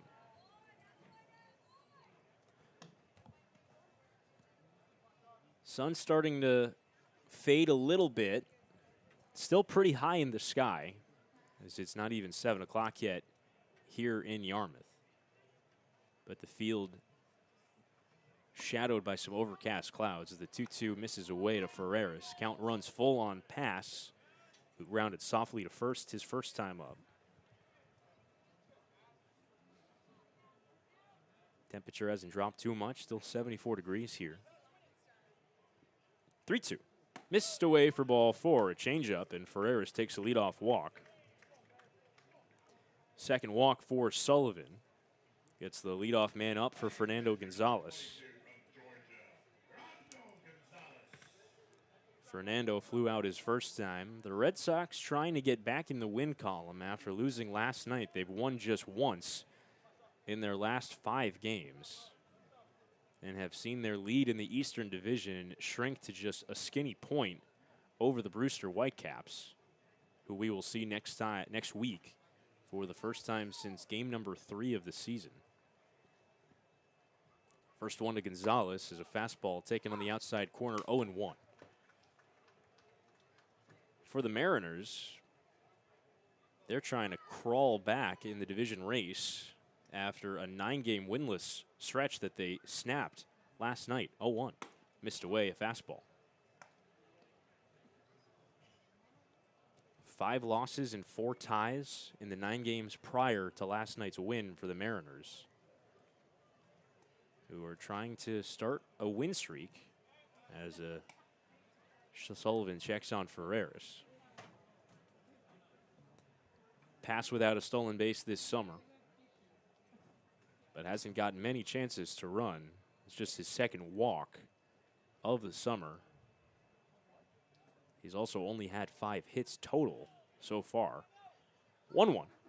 Lifted foul right side, chasing it Vetrano, the first baseman, a long way back, won't get to it, but he made a valiant effort. It'll be a 1-2 count on Fernando Gonzalez with the top of the Red Sox order to follow with Homer Bush. As they trail 4-3 here in the bottom of the 5th, Sam Lebowitz, Carlo Jimenez, taking you through it. We thank you for spending your evening with us here on a pristine Friday on Center Cape. 1-2. Taken upstairs. Another fastball. Count runs even. 2-2 on Gonzalez. The Red Sox haven't homered in this ballpark since Johnny Long's homer on July 2nd against Wareham. 2-2. Poked up the middle, a base hit for Gonzalez. Up to second goes Ferreras. It's bobbled and centered by Seidel. No advance further for pass. He moves up to second. Gonzalez on at first. The bottom 2 spots in the Red Sox order finding their way aboard to lead things off here in the 5th. Now trailing a run. Homer Bush will not bat for himself. Jack Costello is going to pinch hit for him.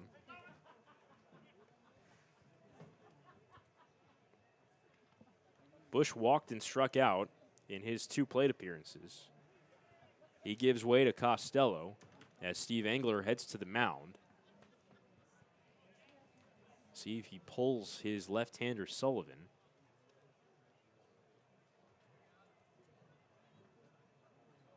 Just now, there's a pitcher for Harwich, swinging out that right arm.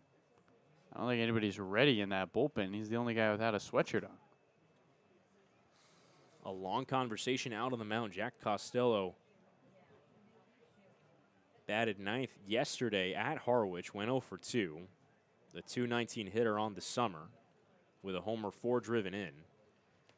Will hit with 2 guys on and nobody out, and it will be against Sean Sullivan as Angler heads back to the dugout without the ball.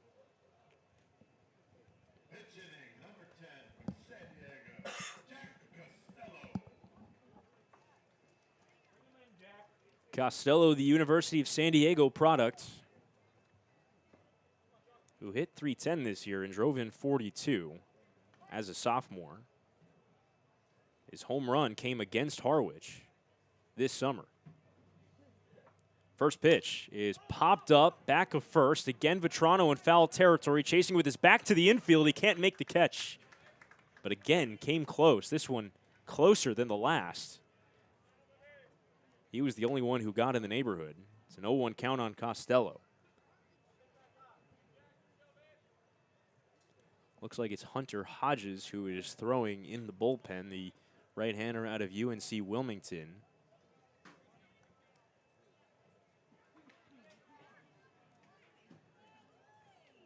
Trying to get warm for the right-handed middle of the Red Sox order. The entire lineup in this one for Scott Pickler is right-handed with the exception of the switch hitter Cole Carrick. 0-1, he squares to bunt and bunts it just foul left side.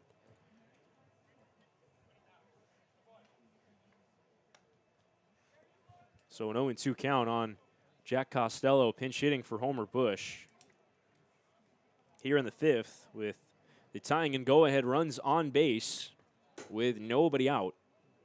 After the Red Sox went down 4-3 thanks to the Harwich homers, trying to get back in this game and at least tie it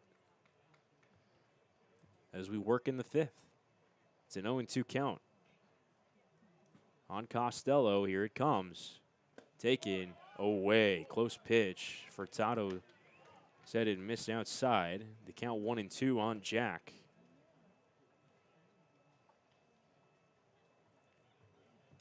Hunter Haas to follow. Another right-hand hitter. 1-2.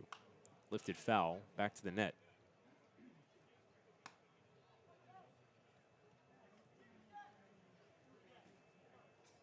A nice crowd here on this Friday. Lots of lawn chairs along both the third and especially the first base side of the box behind home plate as time is called, and Matt Gassetti's going to go out and chat with his left-hander from Northwestern as the sun starts to get low in the sky.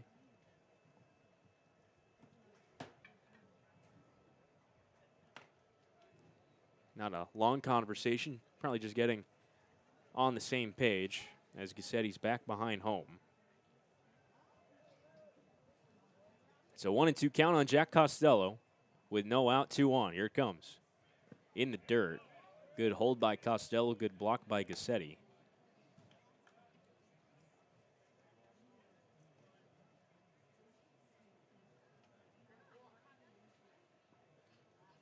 Sullivan's pace has slowed down precipitously with men on base in this frame. Working on a 2-2 count to Costello. Here it comes. Fouled back. Good at-bat brewing for Jack Costello, who will see a 6th pitch in this sequence.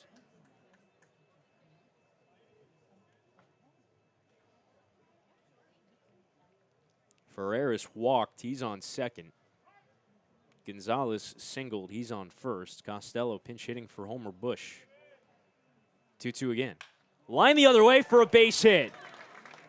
Heading to third and stopping there, Ferreras. Up to second safely, Gonzalez. He had to hold to make sure that ball got through. It did. He slides in safely as Hammonders throw in to try to force him out at second. Rode well high. Backed up nicely by the third baseman, Brock Wilkin, though. The base is loaded for the Red Sox with nobody out. A pinch hit single for Jack Costello. And a nice piece of hitting by Jack, continually fighting off pitches, and that's going to be it for Sean Sullivan. With more right-hand hitters due, and the big hitters coming up for the Red Sox, Steve Engler is going to come and get his left-hander. Emotions for Hunter Hodges, who will enter this game with the bases loaded, nobody out in the home half of the 5th. Red Sox trailing just a run, trying to get it at least tied, maybe more. We'll be right back here at Red Wilson Field.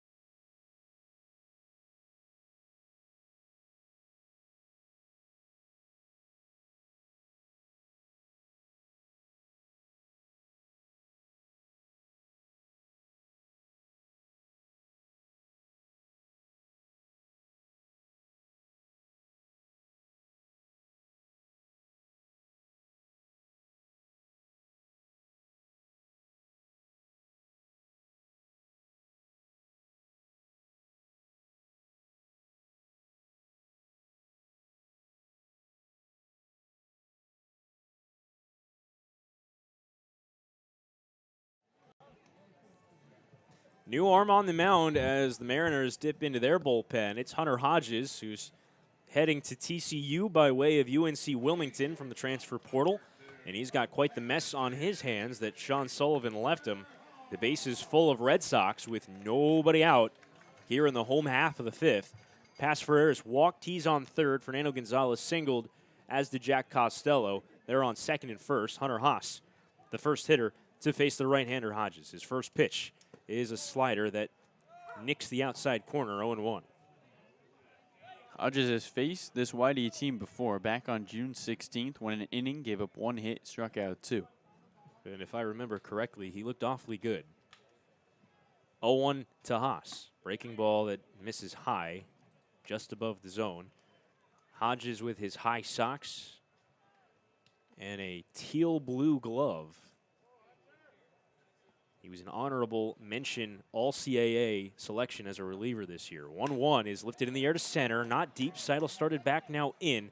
Ferreras tagging, he fakes it. He's staying put. As Seidel's throw was up the third base line, but was a good one. It's the first out. Haas couldn't get enough on that fly ball. It's the first out of the frame with the runners on all bases staying put. And Tommy Seidel's fan club has followed him here to Red Wilson, and they were exuberant about that last catch. The Seidel's Idols, as we've come to learn they are called based on a sign that one of them out there has to the left of straightaway center next to that wooden camera stand beyond the fence. Here's Chase Mydroth. Bases loaded, 1 out. Red Sox down a run. Here it comes. First pitch misses away, a fastball. And what you can't do if you're YD is not get a run here. Bases loaded, nobody out. Mydroth's one of your best hitters. need to bring in at least one and tie this game. Hodges is used to high leverage. He had 8 saves this year for UNC Wilmington. 1-0. Slider on the outside corner. For strike number 1, Mydra puts his hands up as he looks back towards the Red Sox dugout. That ball looked to be further away than ball 1. But Mark Furtado called that one a strike, and the count 1-1 on Mydroth, who's 0 for 2 today. Here it comes. Checked his swing on 1 in the dirt. He went around. Count 1-2. Hodges has racked up the strikeouts at a high rate this summer, 10 Ks in 5 1/3 innings, so nearly 2 strikeouts per frame. He had 51 in 30 2/3 this year in college. 1-2. Checked his swing. This time he held. No check by the base umpires. And a late check, actually. Brandon Johnson down the first baseline says no swing. Corner infielders are in. Middle infielders back, hoping for a chance to turn 2 with a 2-2 count. Bases loaded, 1 out. On its way to Mydroth. In the dirt again, and again, Mydroth held up. Count full on another breaking ball. A good leave by Mydroth. Right on right situation here.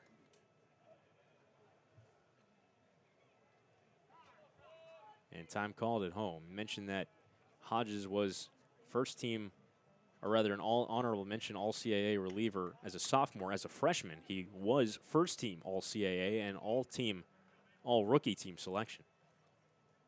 3-2. Curve missed high for ball 4. We're tied up. In from third comes Ferreras. Everyone moves up 90, with Gonzalez and Costello moving to third and second, and on at first with an RBI is Chase Mydroth. He takes the bases loaded walk, and here's Johnny Long, who did that last night in a pinch hitting appearance off the bench. Took a 3-2 pitch for ball 4 with the sacks full. Bats here with the bases loaded, 1 out in a freshly tied game. It's 4-4. And a good at bat by Mydroth to work back in the count there after falling behind. First pitch to Long. Fastball strike on the outside corner. Been talking about in the open and throughout today, Sam, the need for extra base hits. It feels like YD needs one here from one of their best hitters in Long. He is the lone double. 0-1 missed. 1-1. Red Sox rallying to tie after the Mariners went ahead in the 5th with a pair of homers. They're doing it the small ball way. 1-1. Breaking ball swung on and missed. 1-2 on Long. A walk, 2 singles, and another walk, playing station to station. Long will have to work out of a 1-2 hole. Cole Carrick follows on deck. 1-2. Chops slowly towards short. Goodwin fields on the backhand. Juggles. He has no play anywhere. In from third, Gonzalez. The Red Sox take the lead here in the bottom of the 5th. An E6 as Goodwin dropped the baseball on the exchange and lost his play. And I think a run would have scored regardless.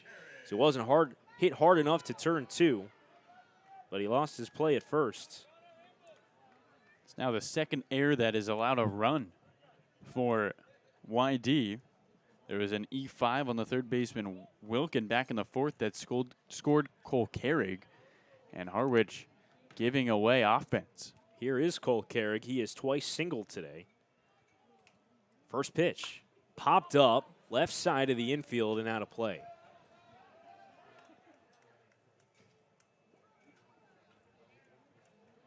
Cole has driven in a run today. His first inning single squared the game up at 2. The Mariners went ahead on a 2-run Joe Vitrano homer. The Red Sox scoring 2 in the first to even that game up. We're now 4-4, 0-1. Rolled right side, fielded by the first baseman Vitrano. He gets the out at second. Relay to first, not in time. Diving headfirst safely is Cole Carrick, who beats out the back end and drives home another run. It's 6-4.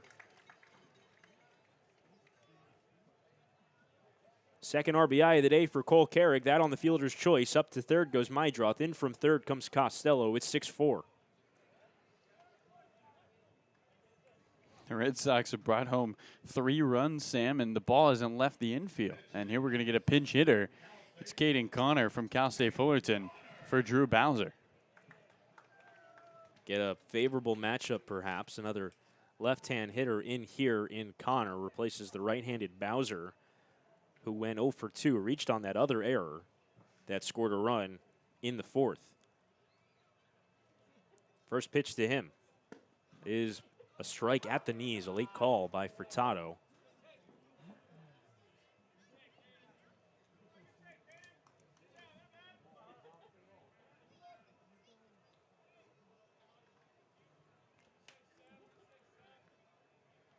Connor, a left-hand hitter out of Cal State Fullerton.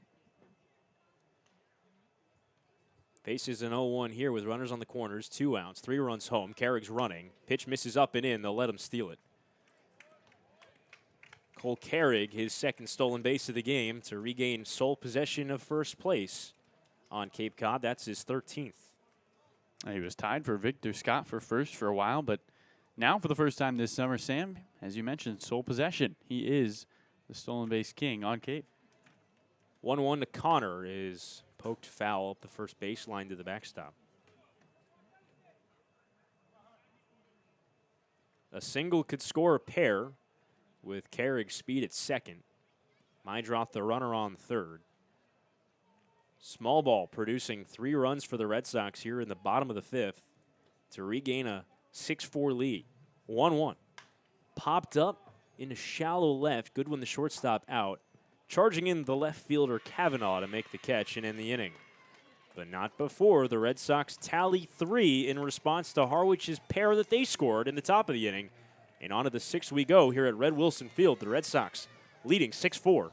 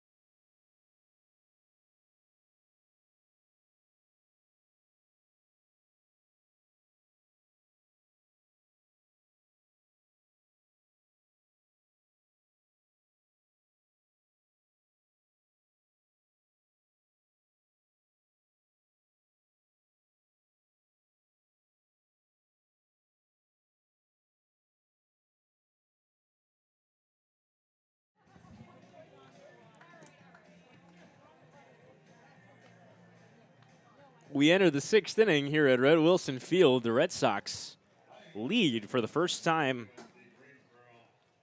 by more than a run in this game. They lead 6-4. Press Kavanaugh will lead things off against Sam Klein, followed by Graham Pauley and Matt Cassetti. Red Sox tallying 3 runs. They had been trailing 4-3. They now lead 6-4. Left-hand hitter against Klein. First pitch, a curveball that drops in strike 1 here in the top of the 6th. Sam Lebowitz alongside Carlo Jimenez at Red Wilson Field. Some changes in the field for the Red Sox after the pinch hitting by Caden Connor and Jack Costello. They both stay in the game. 0-1. Roll up the first baseline. Foul. 0-2 on Kavanaugh. Connor, who pinch hit for Drew Bowser, stays in Bowser's position at first base. And if you can believe it, Carlo, Jack Costello, who pinch hit for Homer Bush, stays in Homer Bush's position. He plays right field. I mean, Pick made it easy on us? As easy as it gets. 0-2 misses well high a fastball. It's not usually how that works, but I'll take it. So to reiterate, in case you're confused, Jordan Thompson, Cole Carrig, Jack Costello left to right in the outfield. Caden Connor, Chase Mydroth, Hunter Haas, Pass Ferreras right to left on the infield. 1-2. Rope to the right side of the infield on a couple hops for Chase Mydroth, who fields it cleanly, throws to first in time. First out for Sam Klein here in the 6th. Klein retired his first hitter to finish off the 5th inning with a man in scoring position. So 2 up, 2 down for the Ball State reliever, who now now goes to work against Grand Poly. First pitch, curveball, misses up and away. And Sam, how different has this two offensive performances been by Harwich and YD? They've been polar opposites in the way they've gotten their runs. 3 home runs for Harwich, but for the Red Sox, the 1-0 is a curveball that drops at the knees, 1-1. Red Sox just 1 extra base hit that came back in the first inning. It did score a run, but in that 3-run 5th, Red Sox doing so without the aid of an extra base hit. 1-1. Line towards right center field, a base hit for Pauly, cut off towards the gap by Costello. Holds Pauly to a single, his second single in 3 trips today.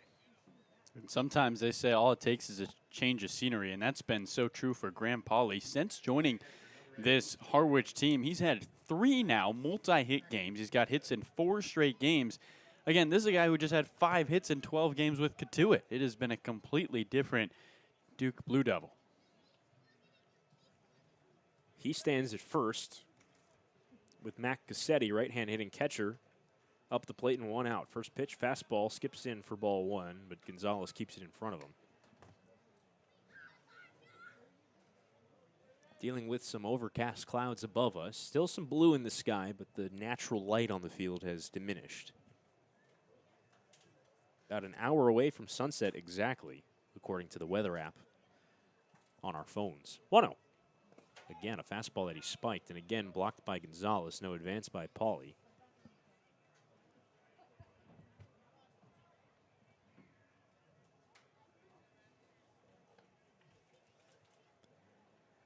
Cassetti, just a 103 hitter coming into this game. He's 1 for 2 today with an infield single. Hit 5 home runs this year for Florida, transferring to Alabama.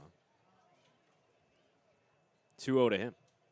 Curve that drops in for strike 1. Klein showing off a few good breakers. Mostly the fastballs and the curveballs.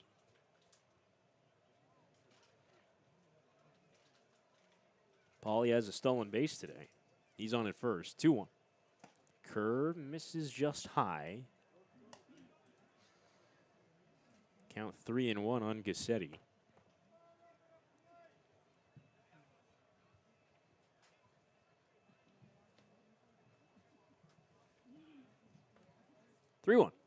Chopped foul. And the count runs full on Mac Cassetti.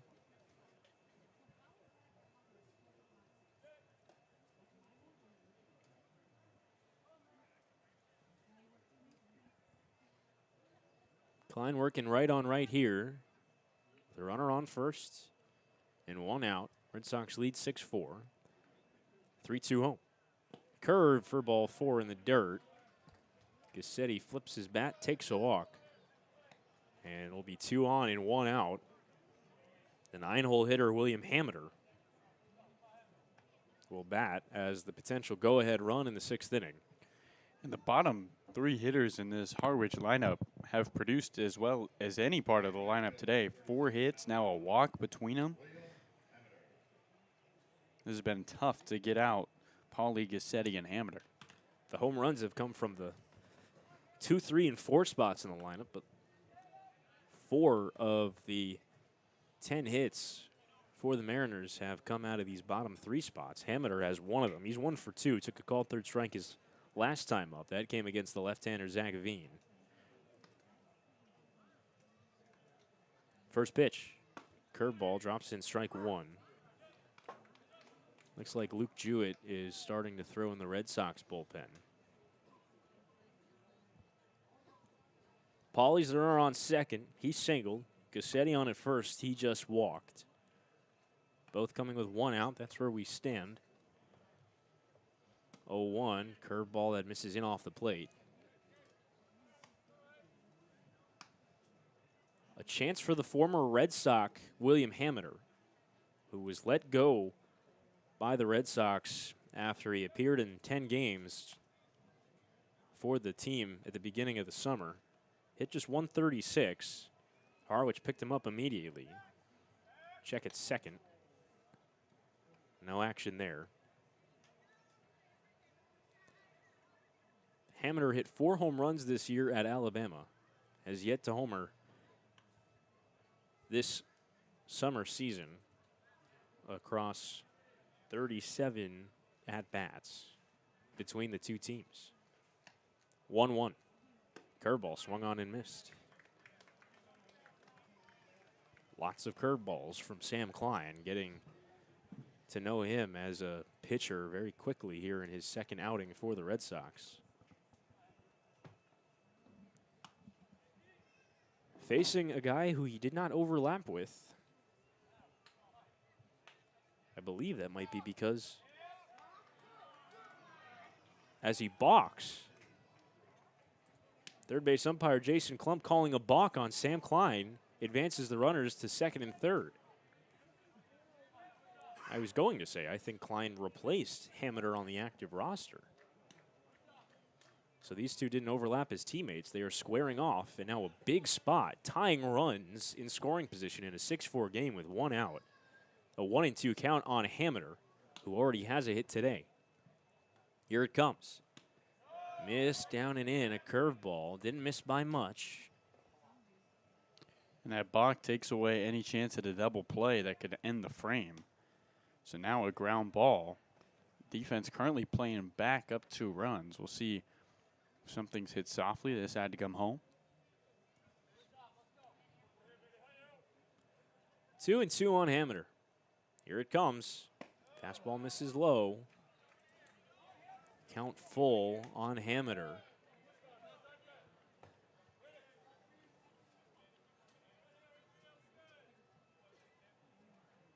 Hameter trying for some revenge against his former squad, who let him go just about a week ago. Faces a full count. Here it comes. In the dirt for ball 4. He went back to the curveball and again missed the second straight 3-2 count that ended with a low curveball. Klein has loaded up the bases with only one away, allowing all 3 hitters in the back third of this Harwich lineup to reach a single 2 walks. Scott Pickler's seen enough with Luke Jewett up in the bullpen. Pick will go out and get his right-hander from Ball State, bringing his right-hander from UCLA. Top of the order coming up for the Mariners as they have the bases loaded with one away. We'll wait for the official signal before we send it to break. And there it is. We'll take a quick break here at Red Wilson Field. The Mariners have the sacks full with one out, trailing 6-4 to the Red Sox.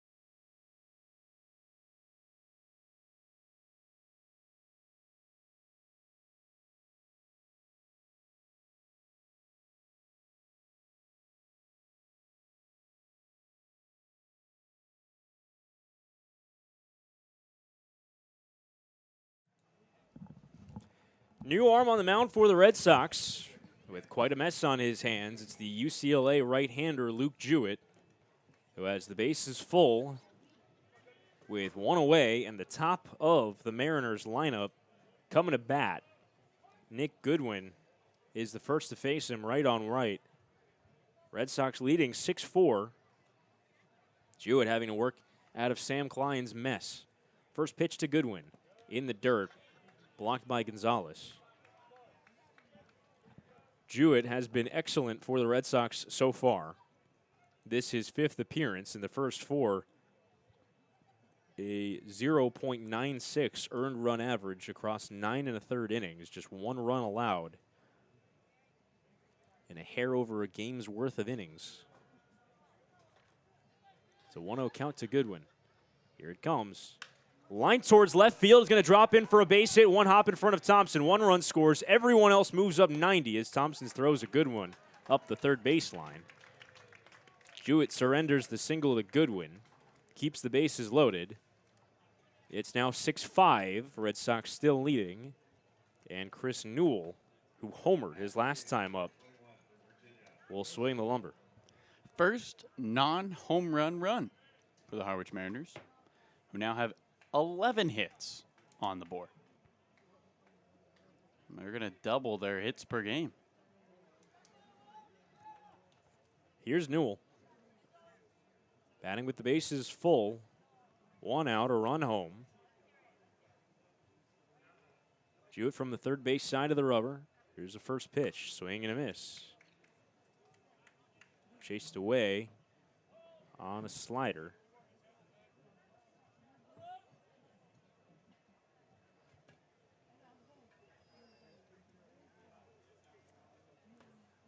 Red Sox hoping for a double play ball. Jewett would take a strikeout or a pop out as well, protecting a 1-run lead. Bases full of Mariners with 1 out. 0-1 in the dirt. The count now 1-1.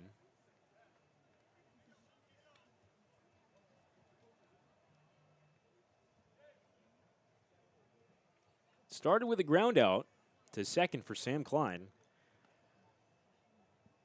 Then a single by Grant Pauly, back-to-back walks by Gassetti and Hameter. Klein left, Jewett came in, surrendered a single to his first hitter, making this a 6-5 game. 1-1, missed away, throw back to third, safe.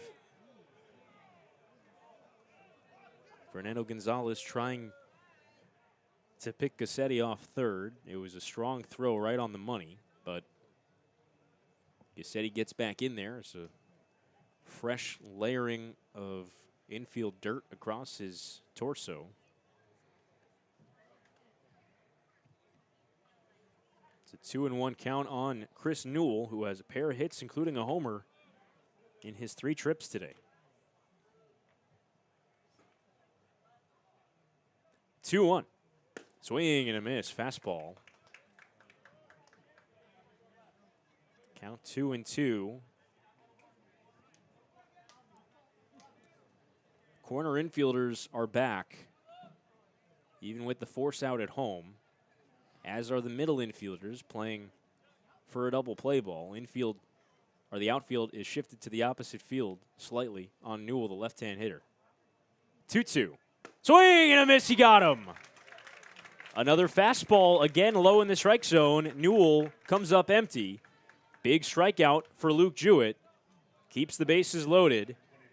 And now he'll go to work against Brock Wilken, who hit a baseball all the way back to Harwich his last time up. A 414-foot homer that, for the time being, gave the Mariners a lead. At that point, that made it 4-3. Ever since then, we've had a fair bit of action. It's now a 6-5 Red Sox lead, but again, the base is full of Mariners. Now with 2 out. First one right on right. Fastball misses low and in. This is power versus power. Luke Jewett, lots of 93s to 95s this summer for the Red Sox. In his life has been clocked upwards of 97. Against Wilken, 1-0. Taken in the dirt, a slider. Good block by Gonzalez. Might have saved a run with that. And Wilkins such a dangerous batter that you can't give him too much over the plate. I know the bases are loaded, but at some point, a walk might be better than giving him anything to hit. Red Sox leading by a skinny run. A 2-0 count to Brock Wilken. The sack's full of Mariners with 2 out. 2-0. Taken just away. Went with the slider. Mark Furtado said it was off the dish.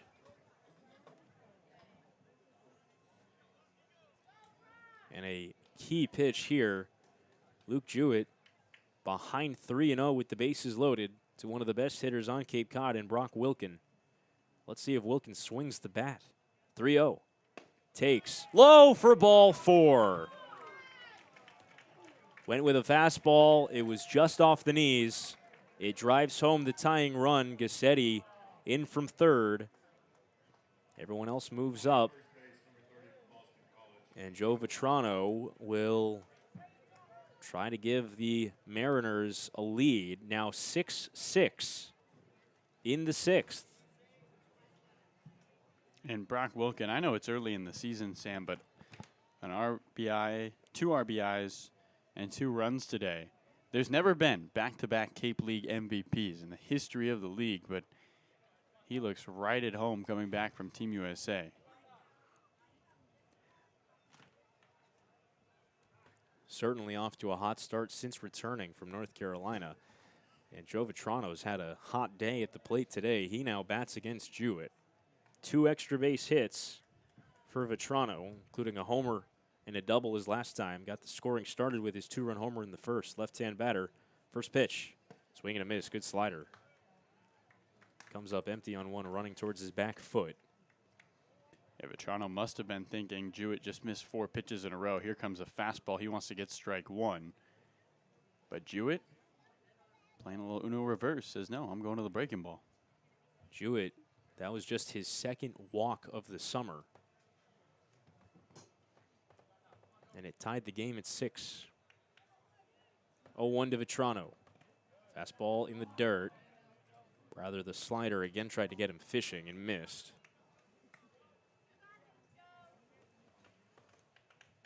Jewett came in with the bases loaded and 1 out.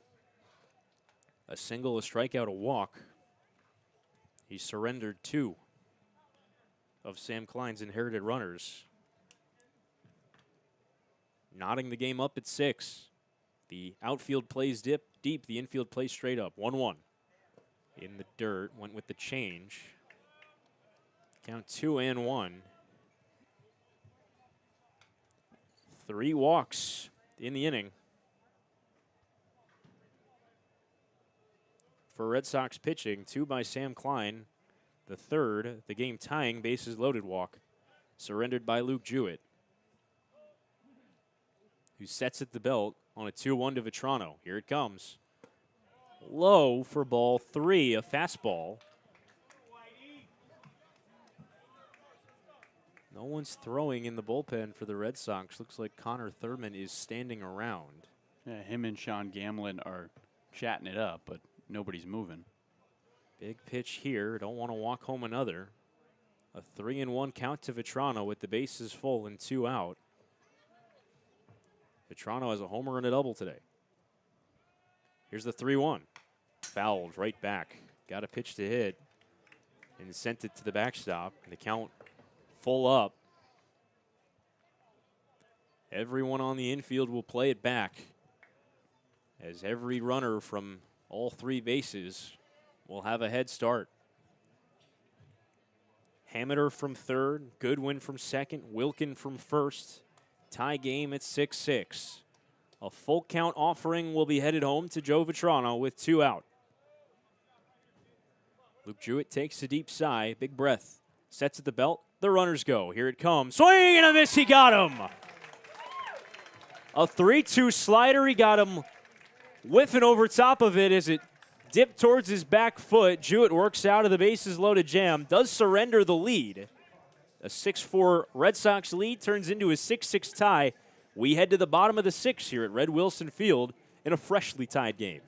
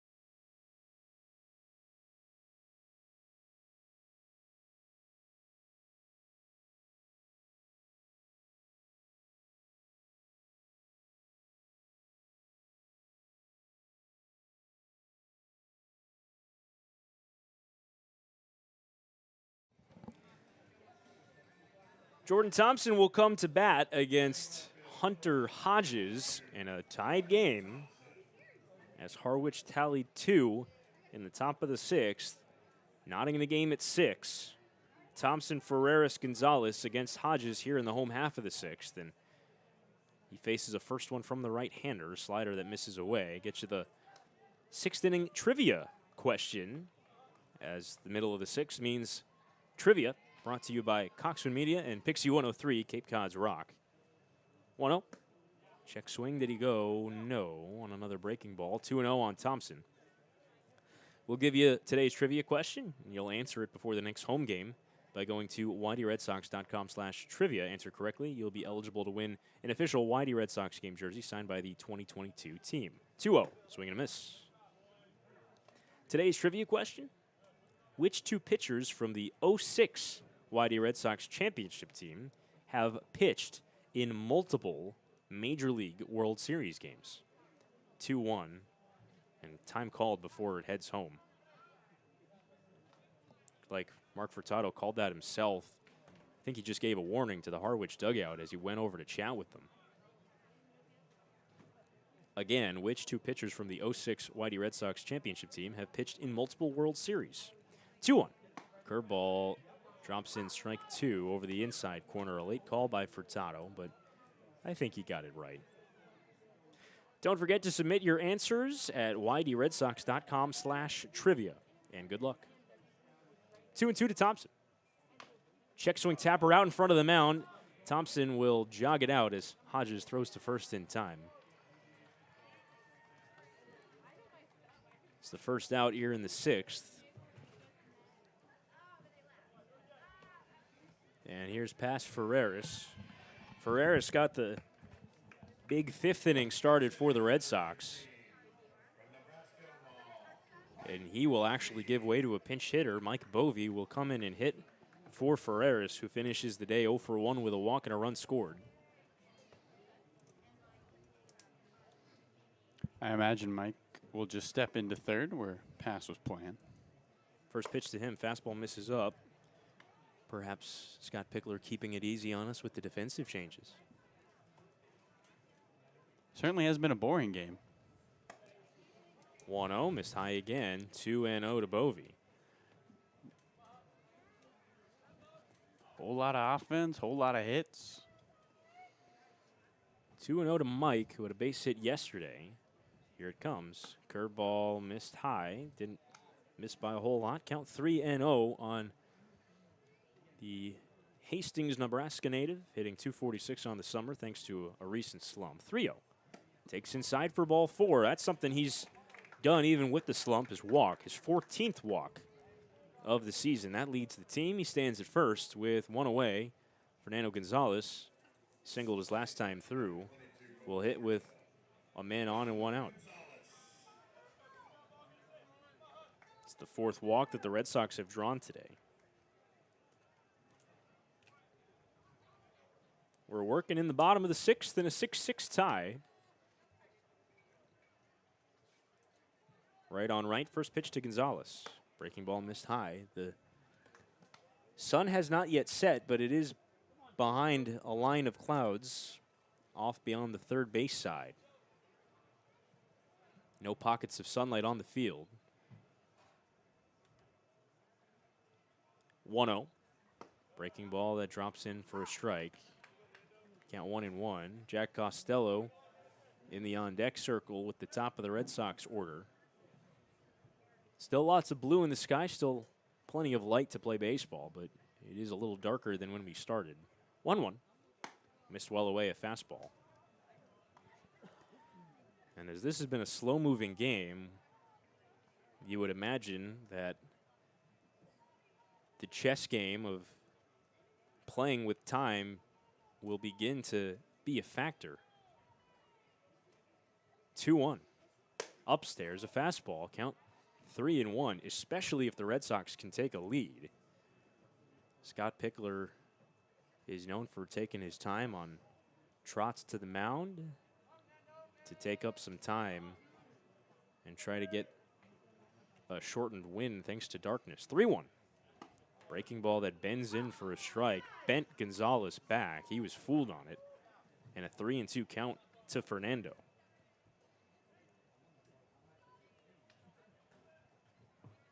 Bovey's got 2 stolen bags this year. We'll see if he's running. 3-2-1 out, tie game, 6th inning.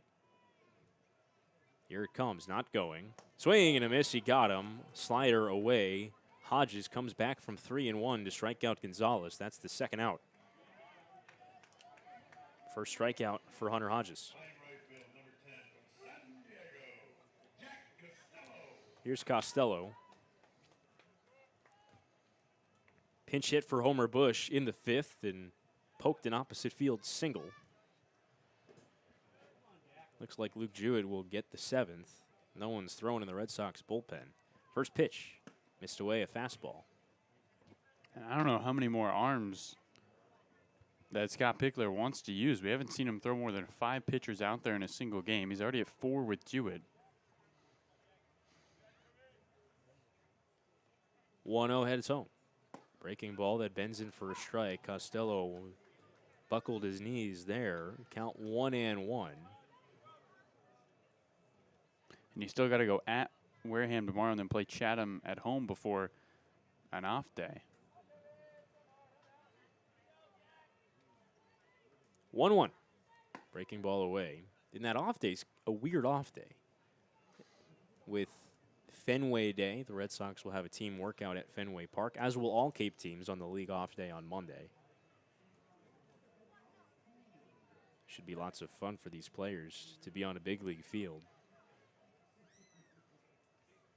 2-1. Curve that drops in. Again, 2-2 now on on Costello, excuse me.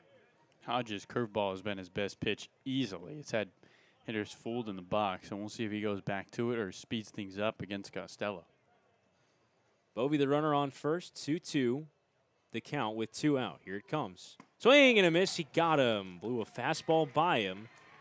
Hodges works around the 1-out walk and sends us off to the 7th, where Carlo Jimenez will take you through as much more of this game as we can get through before the sun sets. It's 6-6, a tie game, heading to the 7th between the Red Sox and the Mariners at Red Wilson Field.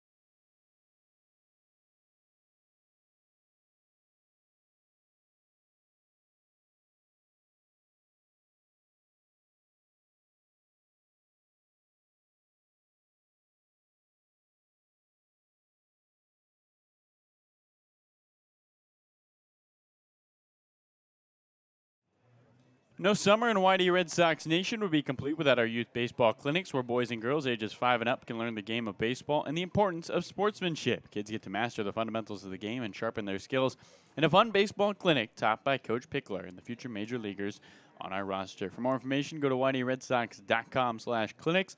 This year's youth baseball clinics are proudly sponsored by the Salty Dog Group of Keller Williams Realty, MP Sports Cards, and Giardino's Family Restaurant. The Yarmouth Dennis Red Sox and all the kids, thank you. Well, Carlo Jimenez alongside Sam Lebowitz and our producer, Zack Clapp, as we welcome you into the back 3. How many innings we might go. 8:17 is sunset. That's about 30 minutes away. And on the mound is the righty Luke Jewett to begin another frame of work. He faces Tommy Seidel, Press Kavanaugh, and Graham Pauley in the top of the 7th inning. 6-6 the score, and 1 run could be the game winner with the amount of time left as we are on the sun's time here at lightless Red Wilson Field, the back half of a home and home.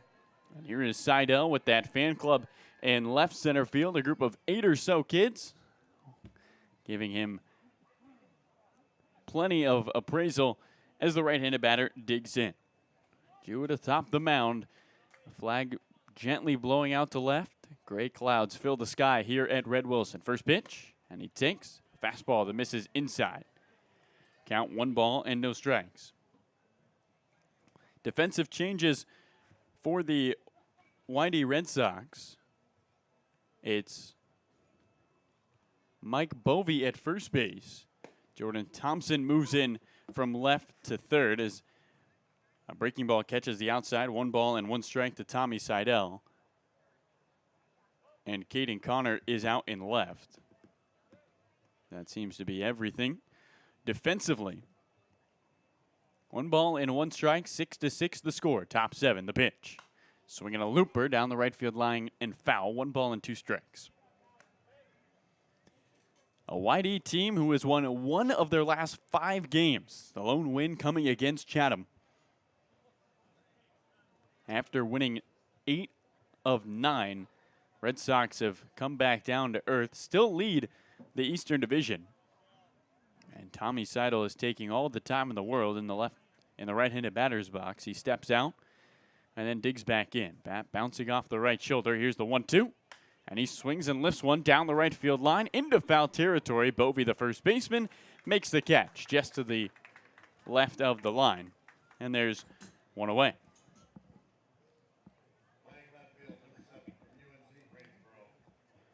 And here's Press Kavanaugh for the Harwich Mariners. Left-handed batter looks on with the bases empty and 1 out. Harwich 6, YD 6. First pitch, Kavanaugh fouls a fastball straight back in the count, no balls and 1 strike. If you're just joining us, both teams scored 2 in the first. And then in the middle innings, 1 run in the bottom of the 4th for YD. Harwich responded with 2 in the top of the 5th. YD punched back with 3 in the bottom of the frame. 0-1, another fastball, hits softly back towards the merch tent. No balls and 2 strikes quickly to Press Kavanaugh. And then 2 more runs by the Harwich Mariners tied things up in the top of the 6th. Hope you like offense. We've seen a whole lot of it between these 2 teams. Jewett, 0-2. Fastball misses up and away. 1 ball and 2 strikes. Both of these teams will be on the road tomorrow. Harwich heads to Katuitt. YD will go all the way to Wareham across the bridge. 1-2. Swinging a foul down the left field line over towards the trees. And the count remains at 1 ball and 2 strikes. Press Kavanaugh without a hit today. One of just 2 Harwich Mariners who do not have a knock. The other is Tommy Seidel, who just popped out and foul territory to first. 1-2 from Jewett. Swinging a big chopper to second. Backing up the second baseman, Mydroff. He fields in the outfield grass, throws to first, 2 up, 2 down to begin the top of the 7th.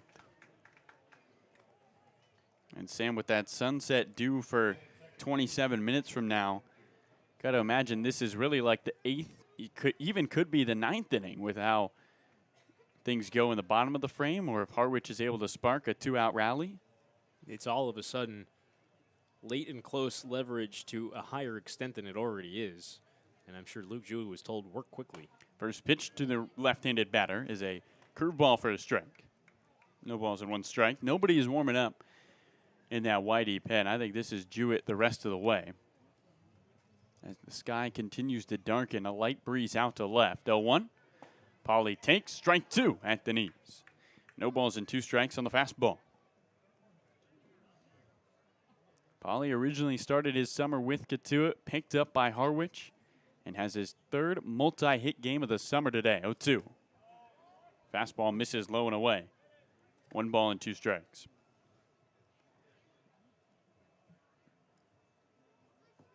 A guy who has found his rhythm with the Mariners under Steve Engler, one of the more energetic field managers on Cape. 1-2 is a fastball that misses low and away. 2 balls and 2 strikes. Harwich winning yesterday as part of the first of the home-and-home between these 2 teams. And home-and-home series have not been kind to the Whitey Red Sox. They are 0-4-1.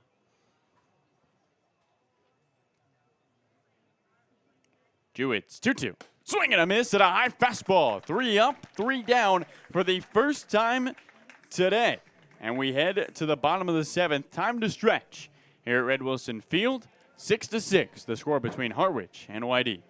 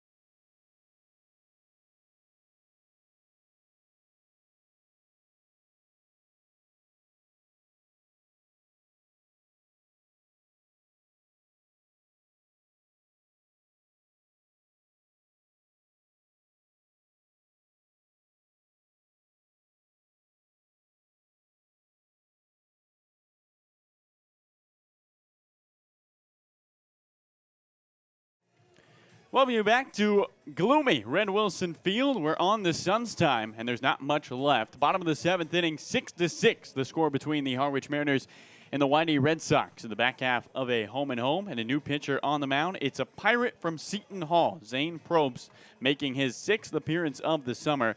1.8 ERA for the Harwich righty. Last appeared on the 1st against Katuitt in a 4-4 tie, went 3 1/3. And gave up 2 earned runs on 2 hits. Oh, in stands Hunter Haas. The 2, 3, 4 hitters due up for the YD Red Sox. In the bottom of the 7th, hope you stretched, and thanks so much for spending your Friday night with us as we encroach the 3-hour mark at Red Wilson Field.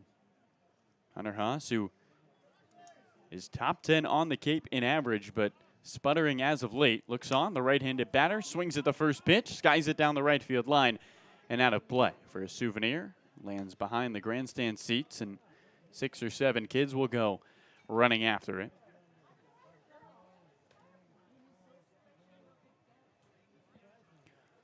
Hunter Haas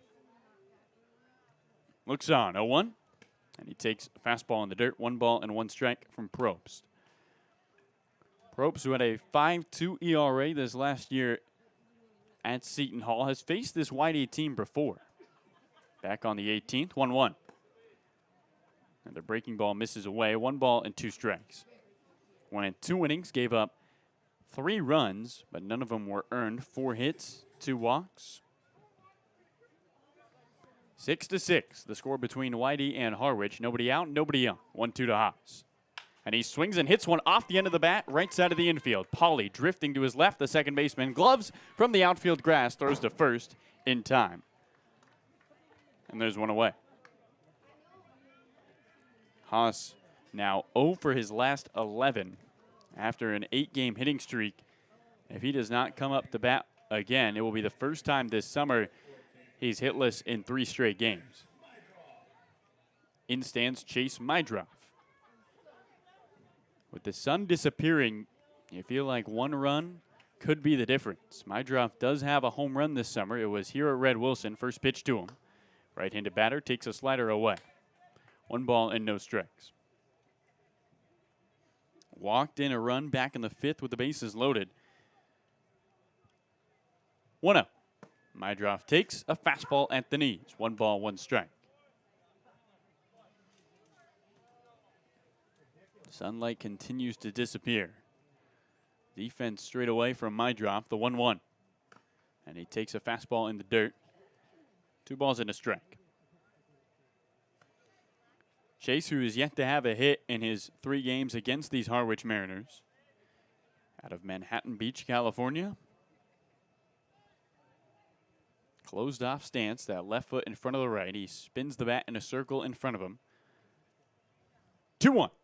Mydroff looks at a fastball on the inner edge. Strike 2. 2 balls and 2 strikes. And some fans directly below us here at Red Wilson Field not happy with the strike zone from Mark Furtado. Nobody on. 1 away in a 6-6 game. 2-2 to Mydroff. And he swings and sends one on a hop into center field, a base hit. A 1-out single for Chase Mydroff, his first of the night. YD has the go-ahead run at first base. Here's Johnny Long. Just underneath the glove of the second baseman, Pauly, who would have had to make a spectacular play. And YD's leading RBI man, a right-handed batter from Long Beach State, looking for the biggest RBI of the night. 6-6 the score between YD and Harwich. Mydroff leads at first. The pitch home. Long takes a fastball high. 1 ball and no strikes.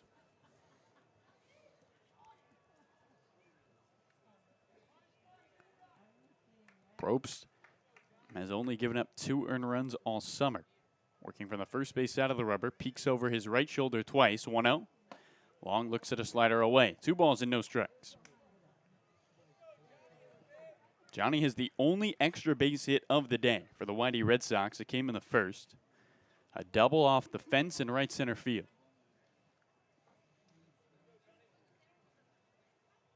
2-0. Long swings and cranks one into right field. Moving back, the right fielder Hamner at the track. He makes the catch, ranging to his right. A loud out for Johnny Long, and there's 2 away for Cole Carrick. Johnny just missed that, trying to go opposite field. And here in the bottom of the 7th, as the sunlight continues to disappear, sunset about 18 minutes. It's Cole Carrick with the go-ahead run at first, 6-6. Harwich and YD in a deadlock. And Carlo, I'll tell you, we've lost about 8-9 degrees on the thermostat since we started this game. And earlier, when the sun was out and it was hotter out, that ball might have left. First pitch to Carrick, switch hitting, batting from the left side. He lifts it over towards the berm down the left field line. And a young lady makes a nice play on 1 hop, gloves it with 2 hands. Mydroff at first, 2 away. The flag quiet in left. The clouds covering the sky at Red Wilson. A YD team with just 1 win in their last 5 games, trying to get one here at home. Runner goes, the 0-1, swing and a fly ball into left field. Diving the center fielder, Seidel, did he come up with it? No. Mydroff digging for third. He slides in safely. Throw in is on a hop. Carrick behind him goes to second. A double for Cole Carrick. Runners at second and third with 2 away. And the go-ahead run is 90 feet away for Caden Connor. That is the 3rd hit of the day for Cole Carrick.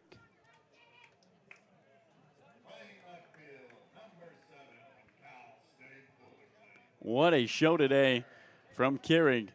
Now with multiple hits in 3 of his last 4. And the left-handed bat of Caden Connor looks on. Again, no lights at Red Wilson. You can call this the bottom of the 8th, maybe the bottom of the 9th. After the Red Sox gave up a 2-run lead in the 6th, can they take the lead back as almost a balk? Time is called now before the pitch. The YD dugout all screaming for a balk. None was called by the umpire group. Scott Pickler down the third base line is talking with third base umpire Joseph Klump, who's playing up the middle, asking for a balk, saying Probst didn't set. He just put his hands on his helmet and is smiling towards Probst sarcastically. First pitch home, Connor fouls one off down the left field line. No balls and 1 strike. It's Cole Carrick at second. Chase Mydroff at third. Mydroff the go-ahead run. 6-6 the score. Bottom 7. Red Sox are looking to grab a win against the Harwich Mariners. 0-1. Fastball away. 1 ball, 1 strike. Barely any pockets of sunlight here at Red Wilson.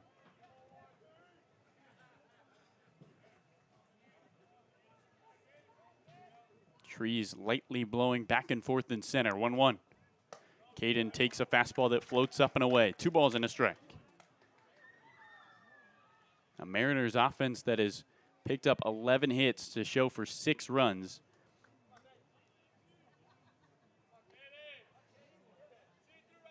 Harwich didn't have a win in the last 9 games until beating YD yesterday. And the Red Sox are looking for revenge. 2-1. Connor pops one up down the left field line in foul territory. Left fielder Kavanaugh running it down. He makes the catch on the jog. And YD leaves the tying and go-ahead runs. With the go-ahead run at third, the umpires coming together. That might do it. We'll see if they let him go one more. And this game is over. We end in a tie here at Red Wilson Field. 6-6 the final score. The Red Sox had the go-ahead run 90 feet away in the 7th inning, but could not get it done. And the Red Sox will go to Wareham for the first time tomorrow looking for a win. Sam, a team that didn't strike out a lot today, had the offense going, but could not get it done. Maybe had a balk to bring in a run, but that was called off. And come away with a tie. Do get a point here against Harwich, but not what they're looking for. No, Carlo, and it's disheartening that this is a potential outcome in a game like this, that you only play 7 innings and you don't play to completion. It's just the way things are without the lights here at Red Wilson Field, and it's the way that you have to kind of handle things. But that 7th inning, that last at-bat to Caden Connor after the double, that's going to be the at-bat you circle, I think, because that could have been a balk call by Jason Klump, the third base umpire. The Red Sox were giving him some heat on it. Could have been, wasn't called. Caden Connor unable to get those runs home. That would have essentially been a walk-off hit had he come through in that situation. The Red Sox, the big difference, again, the lack of offense on the power side. 6 runs for Harwich. They hit 3 home runs in this game. The Red Sox scored 6 runs, but they did it the small ball way, and they were unable to get that big extra base hit. They had just the 1 extra base hit in this game before that Carrick double right before we finished. Yeah, today Cole Carrick was the bright spot of this team. 3 hits, including an RBI to his name. And the pitching staff really faltered today. First time this season we've seen a couple of pitchers come out of that bullpen and struggle, and YD just couldn't hold it together, leading at one point in this game by a singleton. They led 6-4 after bringing home 3 in the bottom of the 5th, and it all broke down for YD. Yeah, and I think that goes back to it as well, is the bullpen was unable to really come out looking their best. Sam Klein wasn't his best. Zach Veen got hit around a little bit, and Luke Jewett came in and settled down, but he came into a nearly impossible situation with the bases loaded and 1 out. And he did work out of that jam without surrendering the lead necessarily, but he did allow the tying runs to come home and score before he really settled into this outing.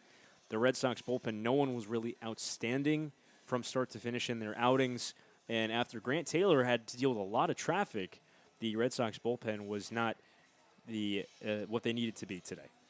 Well, tomorrow, the YD heads to Wareham for the first time this summer, taking on the Gatemen, and they'll have their best pitcher on the mound, Jared Lyons. See if YD can come away with a win. It's been a struggle ever since the calendar turned to July. The Red Sox with an ERA above 3.5, hitting below 200, still trying to figure it out here in July. We'll see you tomorrow. First pitch is at 6 o'clock on top of the dugout at Wareham. For Carlo Jimenez and Sam Lebowitz, our producer, Zack, Clapp, saying so long from Red Wilson. Final score, 6-6, a tie between the Wareham Gatemen, or between the YD Red Sox and the Harwich Mariners.